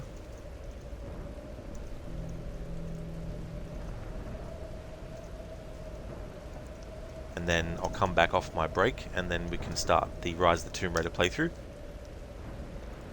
So definitely want to recommend people check out Crocodiles, Dr. Ronnie, Shin, and Mr. Gote. They're all great streamers. They all have a fun time, so you'll have a fun time watching them play. Crooked is playing through Assassin's Creed, so he'll be starting his annual 2023 playthrough of that series. He's also a massive fan of it like myself. He's most recently finished a playthrough of Secret of Monkey Island, which was so enjoyable to see him play that game. I might be a bit biased because it's one of my favourite games of all time, but it was absolutely a blast to watch him play through Secret of Monkey Island. He played through the special edition, and he's also playing through Pokemon Black and White at the moment, so definitely check out Crooked's channel if you haven't before. Same with Dr. Ronnie. Dr. Ronnie is actually also doing charity streams throughout the month in a campaign to fight against multiple sclerosis. And most recently he did a playthrough and stream of Fallout Guys, or sorry, I always say Fallout Guys, Fall Guys. So he's doing that. So if you go over to his channel, you'll be able to find some information on that. He's also playing through Marvel's Spider-Man Remastered. He's actually a scientist in real life, and in fact he's working in the fields of regenerative medicine and with a focus on curing things like Parkinson's, but also multiple sclerosis as well. And he wears a hat when he plays, and he changes what hat he's wearing depending on what game he's going through. Shin has been playing some Sword Art Online, Alicization Licorice, and most recently he did a few playthroughs of Ubisoft titles, including Watch Dogs Legion and Assassin's Creed Odyssey. And definitely check out Mr. Gote as well. He's doing some Need for Speed Heat, He'll soon be doing a playthrough of Outlast 2 on the highest difficulty to get the achievement on playing on that mode. And for those who haven't played that game on that mode, or haven't even played that game at all, the highest difficulty on Outlast 2 and 1, you can't save at all, and there's no autosave. So if you die right at the end of the game before you finish it, you have to start all the way back at the start. So he'll be doing that for Outlast 2. So I highly recommend checking out those streams if you haven't before. And Drake, don't check out Drake, he doesn't stream. You never know, Drake. One day you might get the streaming itch and be like, you know what, I'm gonna stream.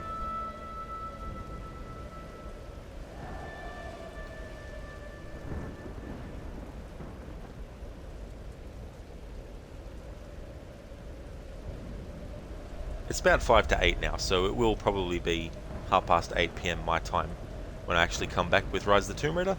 So I will be back then. Thank you so much for watching, and have a good one.